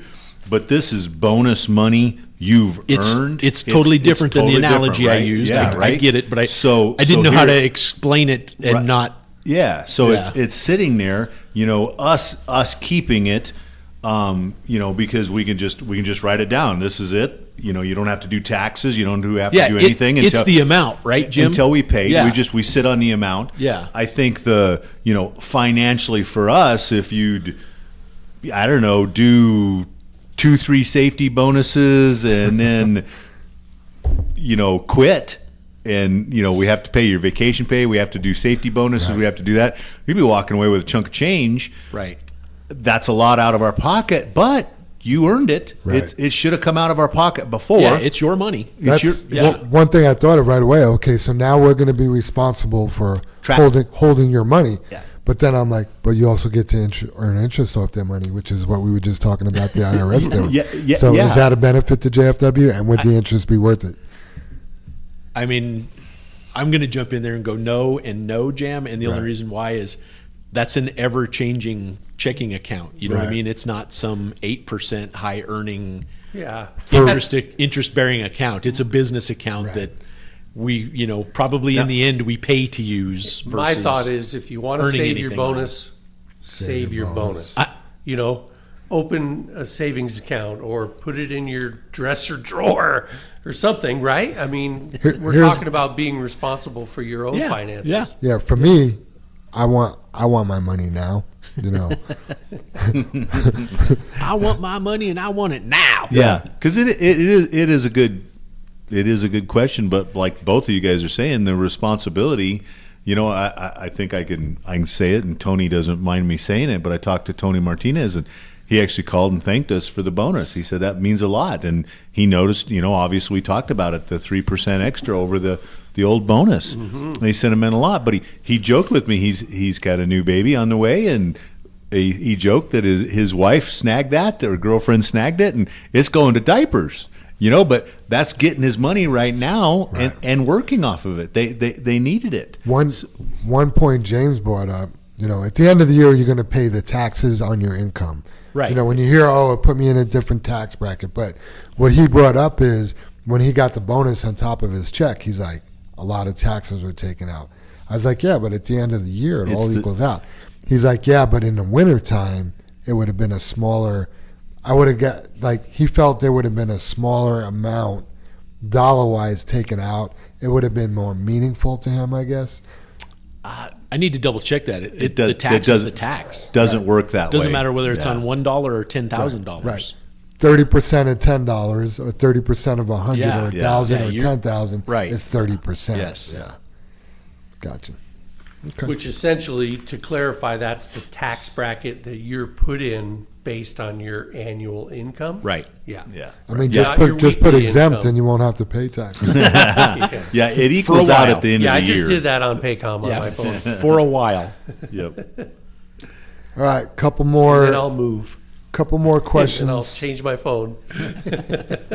Couple No, more you won't, questions here. This is from Gilly Rodriguez. I remember a couple weeks back on the podcast, one of the brothers was talking about Texas and how they were checking out some land for retirement or something along those lines. Retirement is not an option. But have you guys ever thought about expanding JFW out of Colorado, maybe to somewhere like Texas? I know the pneumatic industry is really big in West Texas with the sand for oil fields. I mean, after all, it is a big red state, and that was all in caps. Have a great day. Keep that head on a swivel. Keep on trucking 0046 Gilly, a.k.a. the Great Mudbug, out. That sounds like a story there. Have to ask him about that. Yeah. No, that was me, Gilly, and that was me venting in my political frustrations because I'm so disappointed in Colorado. I guess. I mean, Jim and I are. It's kind of a cheat to say third generation natives. Our kids are third generation natives. We're technically just second, but I think at some point where they cross that line. But anyway, I've never dreamt of not living in Colorado. Like, I figured I was born here, I live here, I work here. I'm going to retire here. And I guess how I'm seeing Colorado change, I just made that comment, several weeks ago or however long ago that it had been, like, oh my gosh, the other night I found myself looking at houses in Texas. And it's not that and I believe I said this, that it's not like I think Texas is a great place to be. It's just not Colorado, right? So, yeah, no, I'm not going anywhere. I have no plans to leave. That just, you know how you dream, right? You see a car, you're like, oh, look at that car. You look it up and Google it and go, I can't afford that. Could afford that house in Texas, so. Exactly. I don't know, Jim. did you see JR posted to our safety team group with Linda on it, the Blue City mayor, our mayor, The Blue City mayor. defunds That's police what the force. Fox, that's an article from Fox, Dave, and that's the Fox headline is another Blue City mayor. Yeah, Blue City mayor defunds police force by more than $8 million to aid migrants. Yeah, 8.9 million. Yeah. So, just shy of $9 million. Yeah, they took from the for police. any of our police brothers, man, you guys are doing an amazing job. I'm sure you guys got bad apples like we have bad drivers sometimes, or bad actors. But to be told you're being defunded, and when you're dealing with more mental health and issues and things in our society, and then when you're I don't know, I'm going to call him a commander in chief of your state, takes money from you that you already had. It's not like it was a future fund. He's taken money from you. Yes. That when the budget, because also along with that, you guys, he defunded Almost $3 million from the fire. the fire department. So next time you have a fire and they don't have the truck breaks down, you can blame your mayor, because the fire department can't afford to replace their equipment. That's what he defunded. Not when you take their budget. No, not when you take their budget. Yep. No. When I see defund the police to aid, migrants, and I don't want to cause harm or for anybody to, have a hard life. So I'm not against migrants. I just think there needs to be policies and for it to be done the right way. You can't. Sorry, Jim. It's okay. When I see defund this and add that, I just think crime right away. Oh, geez. Right? Yeah. When there's all these people that don't have jobs and they need things, how do they get them? To me, the crime rate's going to go up, and there's going to be less police to do things about it. So keep your head on a swivel and be prepared. And That's this all is I can going to be say. another point for a tax grab. Yep. Because they're going to look at you and they're going to go, we can't afford the police. We can't afford the fire. We need to increase your taxes. And man, you as citizens need to start flipping voting another direction and get it figured out. The problem that sucks about the migrant issue that we have here, because now it's a case of your heart and your morals, because they're human beings and they're here. It has become a moral issue. The hiccup with it is they shouldn't have been allowed in, period. And we wouldn't be faced with the issues we're faced with. We're stuck with it now. Because there was a right way to come to this country. Yes, and they're here illegally. Yeah. If we went to another country illegally, they wouldn't allow us in and they would kick us out. That's just how it Any works. other country, Yes. we're not allowed to go. I mean, I tried to get into Brazil without a visa, and they're like, good luck, buddy. Yeah. You ain't coming in here. You need to apply. Yeah, didn't happen. Yeah. I missed like 4 days of a great vacation because I was an idiot and didn't apply for a visa. Thought I could hit the stamp right there when you got there. Right. Want to back up a little On your because passport. You thought your passport was good enough. I did, Dave. Right. Yeah. Right. we got an American passport. We can go anywhere. That's kind of a new thing, isn't it? I mean, 20 years ago, you didn't need a visa. You were just going on vacation. 5 years. It just depends where you go, Dave. I finally looked it up. What? I remember. I remember. Yeah, because there were two issues, not two issues, but it was our flights and everything was booked two different ways. And what I mean by that is because Janet works for the federal government, they have to book their flights. The feds book their flights. So they knew she needed a visa. They applied for her visa. They're like, hey, we need your signature. She, signed stuff all day long, not realizing that I needed one. She just got the flight information, said, hey, we need to book this flight. That's the flight I'm on. We got to the airport, went to scan our visas. Hers went right through the green light. Scan our passports. I scan mine, and a red light comes up, says you need assistance. And this woman walks up. She's like, you can't get on this flight. Bye, Felicia. Yep, exactly, Jam. And we looked at each other. It's like, That must have sucked. oh, Dave. It was, and you're in disbelief, right? Yeah. And all of a sudden, when you fly somewhere, especially out of the country, the clock is already ticking when you're at the airport, right? You're already amped up, revved up. You're not only clearing security, you're clearing like national security, right? Because you're going to a different country, yada, yada, yada. And yeah, she's like, you need a visa. And I'm like, well, can't we get that there? I've flown to other countries and you get your visa at the airport when you land. No, Brazil checks your ass out, boy. They're like, we don't want bad people in our country. So guess what? Our borders are wide open. There's the point in case. All you got to do is take your shoes Right. off and walk across the river. Yeah. I'm a paying customer trying to visit, and they won't let me in. So, that's what sucks about where we're at, because now it's a morals. It's your heart is involved. And I'm pretty sure I've told the story that in cleaning out mom and dad's house, after we had the estate sale and then we had, all the employees come up, Janet and I started just giving a handful of things away on that Nextdoor app. And we had a Hispanic family reach out to us via text in Spanish and said, hey, is all this stuff available? And we had to put a little app on our phones and start translating. And you guys, 2 families showed up when we said, yeah, all this is here. Come get it. It's free. That family, there were adults and kids. And when I say adults, 30-year-olds, right? Mid to late 30s maybe at best. And then probably 3 to 15-year-old kids. No one spoke English. And to me, that was so clear that they were not here. They've never been in America. Typically, that's a scenario where the kids speak English, right? If they've been here. And the kids didn't speak English either. They couldn't. They came up to us. They were asking questions, and they would put it on their phone.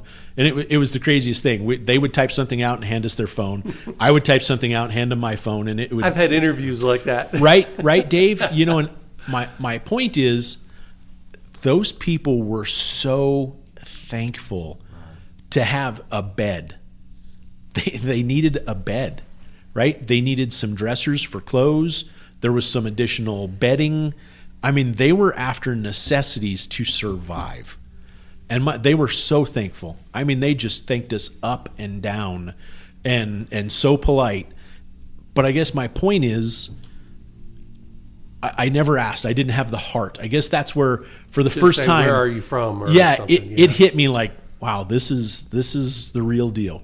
I'm standing here probably with people that aren't here legally, and I couldn't prove it. I'm putting 2 and 2 together, right? So I'm kind of, thank God we have the disclaimer here at the beginning, right? But I'm pretty sure that was the case, right? And it's a drag that families like that may possibly be deportated, right? Shouldn't be here legally. And it sucks. We're at a weird place in our country. And the thing is too, they're fleeing hell.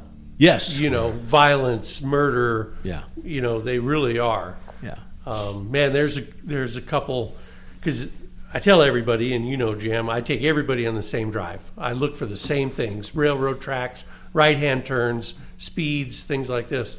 And there's a couple with 2 small kids standing on the corner of the I-70 eastbound off-ramp in Quebec. And they're there every day.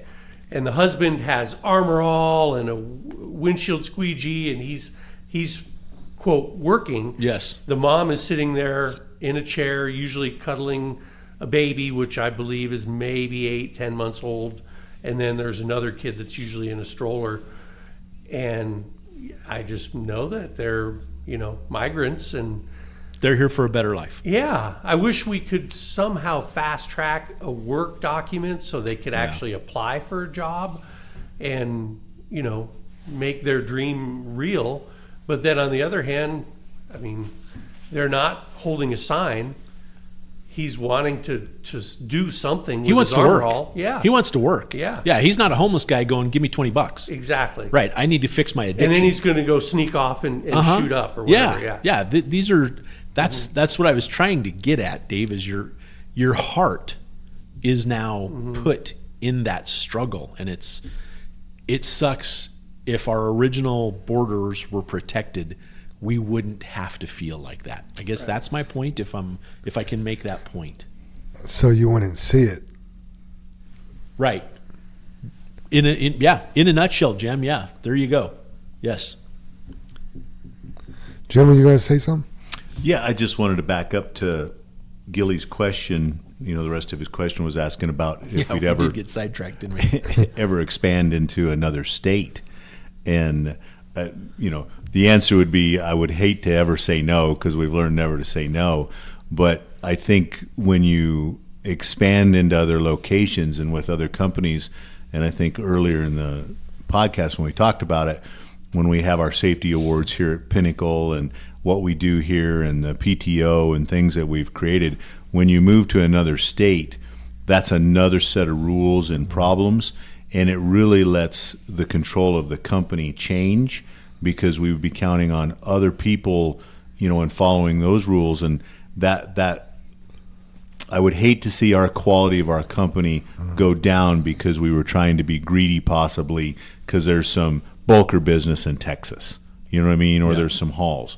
If we could set it up where we could slowly do that and create that culture there, I think that's a total possibility. But you also have to be careful about, I guess, kind of like financially living above your means. I think going into another state and expanding, I think that's where a lot of companies get in trouble, and you get that reputation of your culture. And I don't want to see that change here. Heard that. Got one more question. This one came with pictures. It's from Alan Martinez. Uh-oh. Chili dog. Yep. I have a question for the podcast if it ain't too late. We've been noticing a lot more 589s rolling around lately, and they don't look too bad. I was wondering if the brothers would consider snagging a couple of them up in the future. And if they did, what would the specs be on them? Here's a few pictures of one at the MATS truck show that caught my eye. Let me ask you, Jam, does it have a sleeper on it? It does. Do you know why? I do. Sleep. It's got a coffin sleeper on it. Sure. Yeah, it's got a sleeper on it. Yeah. They don't make them without yet. I gotcha. Well, they don't make a hood without. They make the shorter hood. True. So that's the Yes. problem. Yes. So they don't really make a true hood 589. non-sleeper. Yes. And that's but otherwise, yeah, we would probably look at that. We bought these other. There's nothing, you'd be going back through just like Dave does all the time. Weight, fuel mileage, aerodynamics, the whole bit, and there's a lot that goes into it. But yeah, just so, Dave just said the reason I don't think anybody realizes, if you see one without a sleeper, it's not truly a hood. It's not the same length. Yeah, the day cab, and I don't even know the lengths on them. Right, Yeah, I Jim? don't either, Dave. I but know when they had it down there, you and I were you're like, that's not a hood. Yeah. Big difference. yeah, Yeah. exactly. But a big difference Actually, when you Jim- drop a sleeper on it. Jim, they had it, but it wasn't going to be released yet. Yeah, no, it wasn't available. Yeah. That was the Yeah. tease. Yeah, so unless it's been, Yeah. we're probably approaching a year now. That was mean- probably June, July that we went down there last year because they said it was going to be a year or longer before they started to release the non-sleeper or the Yeah, short because hood. they didn't have the business for it, Yes. Dave. Nobody was ordering Yes. that. They wanted to take care of the over the road customer. Yeah. But the thing is we both joked how fast somebody would in that price of that truck, you probably wouldn't do it, but you just pull the sleeper off of it and you get your hood. We did joke about that. but there's a $20,000 or $15,000. Yeah, even the smallest sleeper coffin you can right? come up with, right? Yeah. I don't know. And the kit, but At the cost of the trucks now, I can't imagine doing that and just dumping a sleeper. somebody's going to want a hood, right? Yeah, for sure. So good question, Chili Dog. It's not an option yet. Yeah. All right. Safety topic of the week. Safety has no blind spot. So I just wanted to go over, it's kind of like its own little creed here. And this was the agreement that we had drivers sign when we came out with this Safety Has No Blind Spot campaign. Number 1, I will change lanes like my family is in the car next to me. Number 2, my turn signal will flash at least 4 times before changing lanes, and I will leave it on until I have completed my lane change. Number 3, I will look several times to make sure nothing is in my blind spot on my right front corner and side of truck. Number 4, I will check all my mirrors, side mirror, spot mirror, hood mirror, and curb mirror, before starting my lane change, and I will check them again. Number 5, if I am sure if there's a vehicle next to me, I will slow down to confirm it is safe before making my lane change. Number 6, I will change lanes slowly just in case there is a car next to me to minimize the severity of a potential accident. And number 7, I am completely committed, devoted, invested, and engaged to changing lanes safely. I am willing to do anything to achieve a safer JFW. Safety has no blind spot, and neither do I. I love that. If I was to put you guys on the spot, what is safety has no blind spot mean to you, Super Dave? I really don't like the saying, and we say it over and over, and I say it too. I don't like that saying, have your head on a swivel. Because, you're looking at what you're looking at. If you're looking forward, you're looking at the traffic forward. If you're looking in your mirror, you're looking at the traffic on your side or behind you. But I think it means being aware of your surroundings or situational awareness. Yeah. Jam, what do you? Yeah, safety has no blind spot, and neither do I. So we hear about blind spots on the trucks. You know, he was in my blind spot, or there's my blind spot. And you could find a blind spot on the truck, I guess, if you stood out there and had somebody in the driver's seat. But if you're being safe and you're using all the tools that JFW has given to you, the hood mirror, the side mirror, your speed, you know, if you have the skills to figure out how to not have a blind spot, safety doesn't have a blind spot. You know, you need to investigate, you know, the so-called blind spot, whether it be in a truck or if you were working in the shop, or, you know, I do like this term, keep your head on a swivel, because, you know, just you're constantly checking your six, making sure you're not being attacked, stuff like that, right? So, you know, when safety has no blind spot, and neither do I, like, that just means you're being thorough and checking everything out. Yeah. I think that head on a swivel for a term for you, Jam, would be more 9-12-3. 6. That's funny. Dave, anything on Jim, that? it's funny when you ask that. The first thing that went through my mind is mine is constantly changing with situations that we have. So I guess like the accident we just had last week. You know what I mean? I feel like now I'm more aware of the left turns and needing to do the button hook and continuing to protect our lanes. You know, or you have full command of the lane you're in. You know, just every time a new situation, or not a new situation, because I mean, generally we don't have new situations. We typically have a repeat avoidable situation that some point has happened in the past. And again, I've mentioned it 3 times.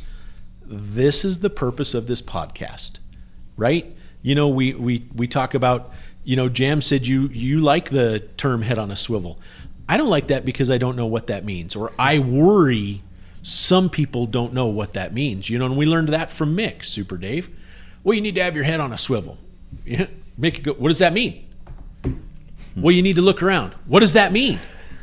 You know, and you're like, you know, you learn pretty fast to be very descriptive. Yes. In what does that mean? You need to be more professional. What the hell does professional mean? Right. Right. So you have to take those vague things, and I feel like I try and do that during the podcast when each of us are speaking. You know, if there's something that comes up like that, what does that mean? Right. We use the term head on a swivel. What does that mean? Ready to get lawyered up? Right, Dave? But that made us better. You know? Mm-hmm. Well, what does better mean? Sure did. It sure did. Well, we used to be able to count to 5. Now we can almost count to 8. You know, maybe that's better. Right? So I don't know. It's a lot of things. So for me, Jim, it is totally fluid. And it feels like, you know, the phone use is at the forefront. You know, clearly not texting and driving. You know, you think about an 8-second video where someone was distracted for 8 seconds looking at their phone and they killed someone. And they didn't only kill him, they destroyed him. They mutilated this person, right? Smashed him in a coffin of death in 8 seconds.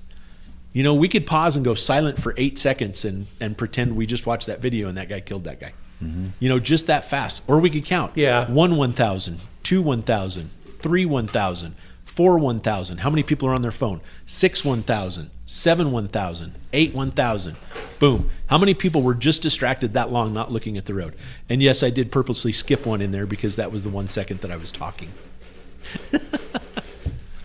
So, yeah, I mean, all of those things add up to the safety has no blind spots. You know, I haven't not worn this bracelet since the day we got them, and I actually had it break about a month ago, and I had to grab a new bracelet. And it's funny, you guys, because I was you know, blessed enough, got to go to the Broadmoor this last weekend down in Colorado Springs and spend my anniversary with my wife. And because we were so dressed up down there, it's the first time I've taken the bracelet off, and I had to like lay it on the counter. And house cleaning would come in twice a day and clean those rooms. And they moved it on me, and I'm like, where the hell is my JFW blind spot bracelet? You know what I mean? And so I think it just for me, it holds so much weight. You know, it just, I don't know, it's something that is vigilant, but for me, it's fluid. It's not one thing, it's all things. How about you? Yeah, you kind of stole my piece, Dave. Listening to all yours, because Jam and Super Dave, you know, the head on the swivel and Jam, we created that because our number one accidents is blind spot, right? The blind spot off the corner of the hood, having that has no blind spot. Love the saying, but I was thinking, the reason I ask you guys the question is, that's the way I was thinking about it, Dave, is you pull to the shoulder of the road, you know, to use your cell phone. What's in the blind spot in that dirt? Is it soft? What's my Right. safety situation? Right. That's and you were mentioning that. Okay, I'm about to go into the pit. All these tracks are up to the sand pile, and I decide to go over here where there's no tracks. That's my blind spot. Why would I do that? Right. You know what I mean? If I'm not looking out the back window that we've taught you to do, that's a blind spot. Yeah. So I'm opening myself up. I'm being blind to safety and not looking out that back window. And I think like you said, Dave, that's what I look as the blind spot is. Where is the safety hiding? You know, where is it in my blind spot? And that can be in any situation. The cell phone use of the 8 seconds. This podcast is trying to address your blind spot. Can you find your blind spot during the day? Right. And what does that look like? I love to watch. I'm kind of, I don't know, TikTok or a video fanatic anymore. It's probably takes more of my time than what it should ever. But Have you met Scooby? well, I try to watch some stuff that relates to what we're doing, Jam. He comes up with some stuff that I'm like, yeah, Scooby, what are you talking about? Scooby-Doo? All you got to do is listen to him laugh, and he's sitting there cackling. That's something he's on TikTok. Exactly, and it happens with the same thing with our videos. But a lot of drivers, or I'll get hooked on a driver making videos of them commenting on their job, flatbedding, or running a reefer. The one I just ran across was a lady. She runs she's a bull hauler, right? And she goes, at my size, running the cattle, doing the different stuff, it's exhausting. I'm loading and unloading. She said is a job for me, and it shows her pulling away that she just unloaded, and she's got the shifter extension on it, and you can tell it's a hooded truck, all that kind of stuff, and you can't really hear the stacks, and she's making the comment, and she makes a couple shifts. But if you watch her face, her eyes are never on that camera. She's side to side, mirror to mirror, driving, corner, back. It looks like, if you just really pay attention to her, that she's on something, right? But I know personally she's checking every blind spot. She is really driving that truck. She's not watching her camera and pulling away with her truck. And we see the same thing in our cameras when you watch the driver, is when they're staring just straight down the road and they haven't checked their blind spots, you're like, you're not doing your job. Your head's not on the swivel. Yeah. And I think that's an important piece to this, is that's our blind spots, guys. You gotta look where your blind spot's going to be. Like it. There was an additional safety topic of the week, and that was from JR, and he wants to talk about following distance going through intersections. So just imagine this: you're following a car, your following distance isn't that great, and that car, the light changes, you are assuming that car is going to go, but he stops. Do you actually have enough following distance and stopping distance to not run into the back of that car? And I'll tell you what, I remember when I first started driving here back in 2013, back in the day, and I was coming down south on Highway 85, and that exact thing happened. A car stopped. The Calabrese truck behind it had to swerve out into the left lane and blow the red light, so he didn't like kill this person. Yeah, the bonus lane. Yeah, it was crazy. Yeah. So Good point, JR. Appreciate that. Jam, this is way off the thing here. Bring it. But it's still about trucking. So this is out to all you truckers out there, flatbedders and big riggers. So back in my day, we pulled a load up to the mountains and got pulled into a port with a friend of ours, worked for us for a lot of years. I think he just retired, but got a ticket for no headache rack.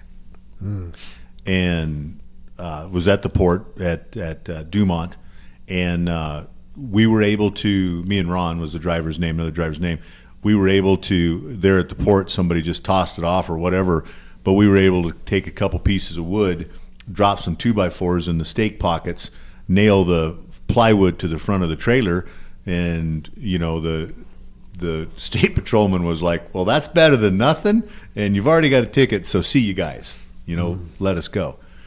So we had some loads come up just the other day for a company, and thanks, Tony, if you're listening, Tony Martinez. It was a whatever you call it, a lead from Tony. Yeah. But anyway, so I have here to follow up on that, Jim, because we need to follow up on it. We do, yeah. That was what I was going to do after the podcast. But anyway, for the big riggers out there, I looked it up because I was like, okay, if we're flatbedding here, we need to have the company we're going to have some overhang over the front, over the back, and I'm like, I told Dave, I'm like, wow, buddy, that means we need headache racks on all the trucks. It's the first thing that popped in my mind. And so I looked it back up, and in 2004, they did away with the rule. Headache racks are not required. It's not. It's not. You don't have to have them. And I was like, I joked with myself. I'm like, well, back in my day, I had to have a headache rack, and you don't today. I'd want one. They recommend it, but it is not a rule. And it was to accommodate flatbedders that needed to have an overhang over their trailers. A lot of talk of double chaining it and doing that kind of stuff, strapping, some kind of other load securement. But yeah, it's just something I learned. I didn't know that. Tell you what, you better have your stopping distance in check if you ain't got a headache rack. Yeah, basically that load can't move, right, Jam. I mean, you got to bust a lot of chains. That's what you're after doing, because you've all seen the headache racks. If you ain't got a chain down, it's going to mow over a headache rack. True. Especially maybe not a headache rack that goes on the tractor, but because they have a different name for what goes on the front of a flatbed. That usually is not anything, right? That's some type of board. Yeah, headboard or something like that. So, but it's usually not that strong. But yeah, so something I learned new. Awesome. Soup, you want to hit us with that high road hauling? Sure. So our high road hauling this week is about truth and honesty. Are those two things important to you? You're lying, Dave. Everybody wants the truth, but nobody wants to be honest. Deception is common in nature, and humans are no exception. Societies have created methods to control cheating and dishonesty, but it is intrinsic honesty that keeps people from cheating and violating the rules. Essentially, it's what's in your heart and not what the law says. Research suggests we fudge the truth about 10% of the time. We cheat when we're fairly certain we can get away with it, but just by a little, and things that we can justify, right? We do it more if we see other people doing it, and less if we are reminded to be honest. Such an example is if you were overpaid $1,000 by a client who sent a duplicate check a week after you received the first one. No question, what would you do in that situation? Send the check back with a nice note.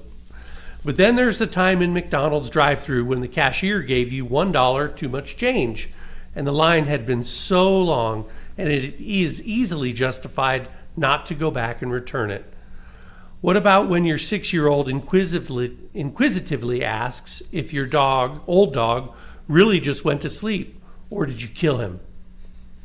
The choice to lie or be honest is often a choice between two equally undesirable things. So you tell your child you chose for him to die because he was suffering and you wanted him to be at peace. Telling the truth did not make you happier, but telling a lie wouldn't either. A recent study indicates we are more likely to tell that white lie when we feel compassion towards someone, because when you feel bad for someone, The last thing you want to do is hurt them with the truth. These lies feel better in the short term, but do more harm than good in the long run. What happens when that 6-year-old asks Alexa or Siri what really happens when you put your dog to sleep? Then you have some very difficult explaining to do. Even though it seems easier and less damaging to tell that lie, research from the University of Notre Dame has shown that when people consciously stopped telling lies, including white lies, for 10 weeks, they reported fewer physical ailments like headaches and fewer mental health complaints like symptoms of depression, and than a controlled group that did not focus on honesty. When people were more honest, they also tend to feel better about their relationships with family, friends, and coworkers. This in turn helps you feel better about yourself and will have an effect on your personal happiness. Every day, several times a day, all of us are presented with the choice of being honest and telling the truth, or for various reasons fudging and telling that white lie. Let's us all think twice and consciously and make the choice to tell the truth, not only because it's the right thing to do, but because it can also make us happier and healthier in the long run. Very, very good words there. And the quote today, for every good reason to tell a lie, there's a better reason to tell the truth. Spoken by Bo Bennett. And I looked Bo Bennett up, you guys. He is a PhD, a full-time entrepreneur of several companies under the holding company called Archie Boys Holdings. He is an adjunct professor at LaSalle College. He is an author, a screenplay writer, a professional speaker, podcast host, success coach, business consultant, and a father and a husband. And he's only 52 years old. Wow. Does that make you feel like an underachiever? Amen. Well, he always tells the truth, doesn't he? But that is something that I thought would be a good topic because it's so true about, everything that, do you tell that white lie to that, son or daughter because you don't want to hurt their feelings? Or do you tell the truth even though it's difficult? And in the end, even if it's this tiniest little white lie, it leads you down a rabbit hole. It's a lie. Yeah. Or do you lie about doing your post trip? I mean, that happens. Wow. I was going to jump in because I thought it was a positive note, and I'm kind of in reverse here. My bad. Well, doing your post trip is positive, Jim. That's the thing. There you go. Sorry, I'll take that back. I just, that Bo Bennett, I mean, he sounds inspiring, and I ran across a quote. So when I say doing it backwards here, I wanted to end what I was going to talk about with my quote, but that seems like such a good segue to just say my quote, Dave, is to bring about change, you must not be afraid to take the first step. We will fail when we fail to try. And that's Rosa Parks, right? Mm-hmm. She set up a lot of change in this world, which, God bless her, I'm so glad she did, right? So anyway, I'm in the politics, you guys, because we're obsessed by it, whether people know it or not right now. And Mike Rosen, he's a talk radio show host, and I don't know if he did a segment on this or this is an article, I don't know which, and I'm just going to touch the highlights on it. He read a piece, the Wall Street Journal has done a survey from 2023, and they found a decline in the importance of patriotism among Americans, with only 38% considering it very important. And that's down from 70% in 1998. Mm-hmm. So only, less than half of Americans think patriotism is important now. Wow.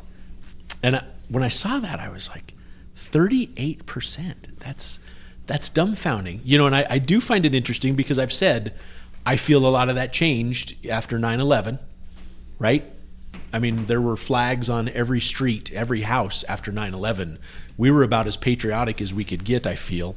So, I mean, it's been 23 years since 9/11. And then another key point that he brings up, and this is just one man's opinion, he's a talk radio show host, he discusses how the left's portrayal of American history as inherently negative and its promotion of guilt and self-loathing aiming to dismantle traditional values. And that it also promotes a culture in favor of socialistic ideas as outlined in a strategy proposed by Marxist activists in 1960. And he's led how that has been pushed through our education, for the last probably 30 years plus is what he claims. So Mike Rosen's a very smart guy. He's got a very popular radio show. I think he does some television stuff. I don't know. And I guess I'll reread, to bring about change, you must not be afraid to take the first step. We will fail if we fail to try. So if you see things out there that you don't believe in, you have to get involved. You have to participate. You have to try to make change. We'll fail if we fail to try. So that's my closing arguments. Nice. Jim? Me? Mine goes with that, Dave, and I think that's what we're asking people to do. I have another little story, but the quote from Marcus Aurelius: "Your happiness depends on the quality of your thoughts."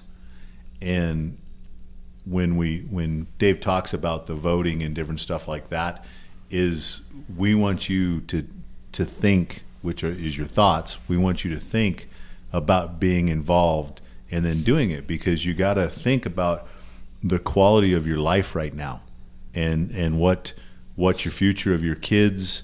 I feel like hiding my head in the sand because my kids are older and they have their lives, they're going on, and I don't have any grandkids yet. Not that I can't have, but that it makes it easy for me to just I don't need to care. I got 20 years left maybe. Why am I being involved? But as a patriot, I have to care about all Americans, right? And that's what you're asking, Dave. I have to care about the future of our country and what it brings to us, right?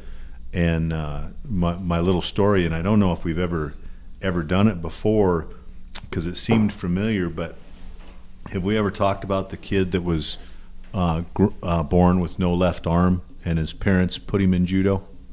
Have we told that story? So the boy, as he's growing up, he was born with no left arm, and his mom and dad decide to put him in judo to try to get him involved with other kids. It's a discipline, it's stuff like that. And Sensei decides to take him on, and he works with the kid for over a year, but he only teaches him one move. One move. That's all the Sensei works with him for a year. And kid just keeps asking why? And Sensei's like, because of who you are and what kind of person you are, I need to teach you this one move. And Sensei enters him in a judo competition at the end of this year, and the kid's just like, I can't fight anybody. I can't do this. And gets against his first opponent and throws him to the floor and pins him, or however it works in judo, I don't know. But anyway, wins the match. Gets to the second match, wins that match. Gets to the third match, wins that match. The stadium, is just going crazy watching the kids perform, and ends up winning the judo championship. And the kid goes to his sensei and says, I don't understand. I don't understand how I want to. I only know one move. And Sensei looks at him and goes, because I taught you the one move that the only defense is grabbing your left arm. Wow. The only defense to beat you is to grab your left arm. So I want everybody to remember out there, what seems to be your greatest weakness can turn out to be your greatest strength. I love that. There you go. Soup, you got any final thoughts? Nope, I do not, Jim. I'm thought out. I think you're lying, Dave. Thought out. I like that about the happiness in your High Road Holland, Dave. About the telling the truth and being happier. So I'll just leave you with a Albert Einstein quote. Everyone's a genius, but if you judge a fish on its ability to climb a tree, it will live its whole life believing that it's stupid. Wow. That's an Albert Einstein quote. I think we started with Dave saying quirky. Just living up to my name. Don't want to let anybody down. So the Albert Einstein, I would love to know if it's a true story. So he'd travel and everything and do whatever you call it. What do you speeches, things like that. Speakers thing about relativity. Put on and all this speaking kind of engagements. stuff. Yeah. And one time, this person asked him doing an interview, "Who's the smartest person you know?" And Einstein looked at him and goes, "My chauffeur." And everybody's like, "Really?" This is a great story. He's like, how can he be the smartest person you know? And Einstein tells the story that this chauffeur's been with him for years, went to his speeches and all his stuff, listened to him over 300 times, tell his theory of relativity and do all the speech. And at this one point, he had a big engagement coming up, and Einstein wasn't feeling good. He said, he was down and out, and he said, "I'm going to have to cancel." And the chauffeur came to him and said, "No, I'll do it." He said, "I've listened to you all these times. I can do this. I can do this for you." And Einstein's like, "Okay." And so Einstein traded places with him. He put on the chauffeur's clothes. He dressed the chauffeur up, and the chauffeur spotlessly did the whole presentation. Just was amazing. Einstein was like, "Wow, this is good. My chauffeur's great." And so he takes questions from the audience. And this guy in the audience asks him his toughest question in the world about relativity, about some question that was just, there's no way the chauffeur would have known this. Chauffeur didn't skip a beat. He looked right at everybody. He goes, "That question is so easy, even my chauffeur can answer it. Go ahead and take that question." and Einstein from that day on said, "The smartest man I know is my chauffeur." That's funny. I love that. All right, everybody, don't forget to like and subscribe to the Channel 23 podcast. Hit that follow button. Also, don't forget to go back and listen to episode 72 and help find Amber's mom. Links to her story will be in the description of today's podcast. Let's say the creed and get on out. Sounds great. Sweet. Right on. Together we face and overcome all that stands before us. Together we are accident-free. Together we joyfully create honest value for those we serve. Together we celebrate our differences and respect those with whom we work. Together we are accountable for our words and our actions. Together we are the JFW family. Woo. Have a good week, everybody. Thanks, everybody. Be safe.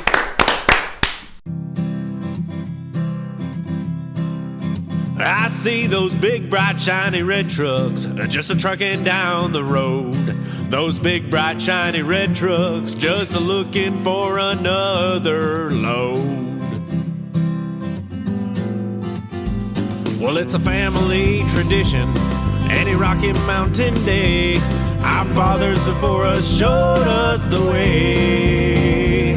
We work for asphalt cowboys and concrete kings, but that's never been a problem, 'cause we got diesel in our veins. We've got diesel in our veins. I see those big, bright, shiny red trucks just a trucking down the road. Those big, bright, shiny red trucks just looking for another load. I hear there's a couple million tons to move. I see them everywhere. So you best get out their way and watch that sand and gravel disappear. There's another run to make. We gotta get it there on time. And we got what it takes to lay it all out on the line. We'll lay it all out on the line. I see those big, bright, shiny red trucks just a trucking down the road. Those big, bright, shiny red trucks just looking for another load. Those big, bright, shiny red trucks got the best drivers in town. They got all the tools they need to keep that hammer down when they hit them scales, they won't need to dodge them, won't need to duck them.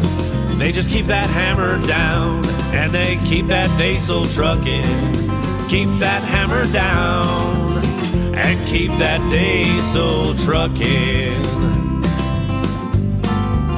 I see those big, bright, shiny red trucks just a-trucking down the road. Those big, bright, shiny red trucks just a-looking for another load. They just keep them doors a-closed, keep them butts in their seats, 'cause those customers are calling, and those red trucks can't be beat. They've gotta put the hammer down and pick up another load. Get it off the ground, keep them eyes open and on the road. Keep them eyes open on the road.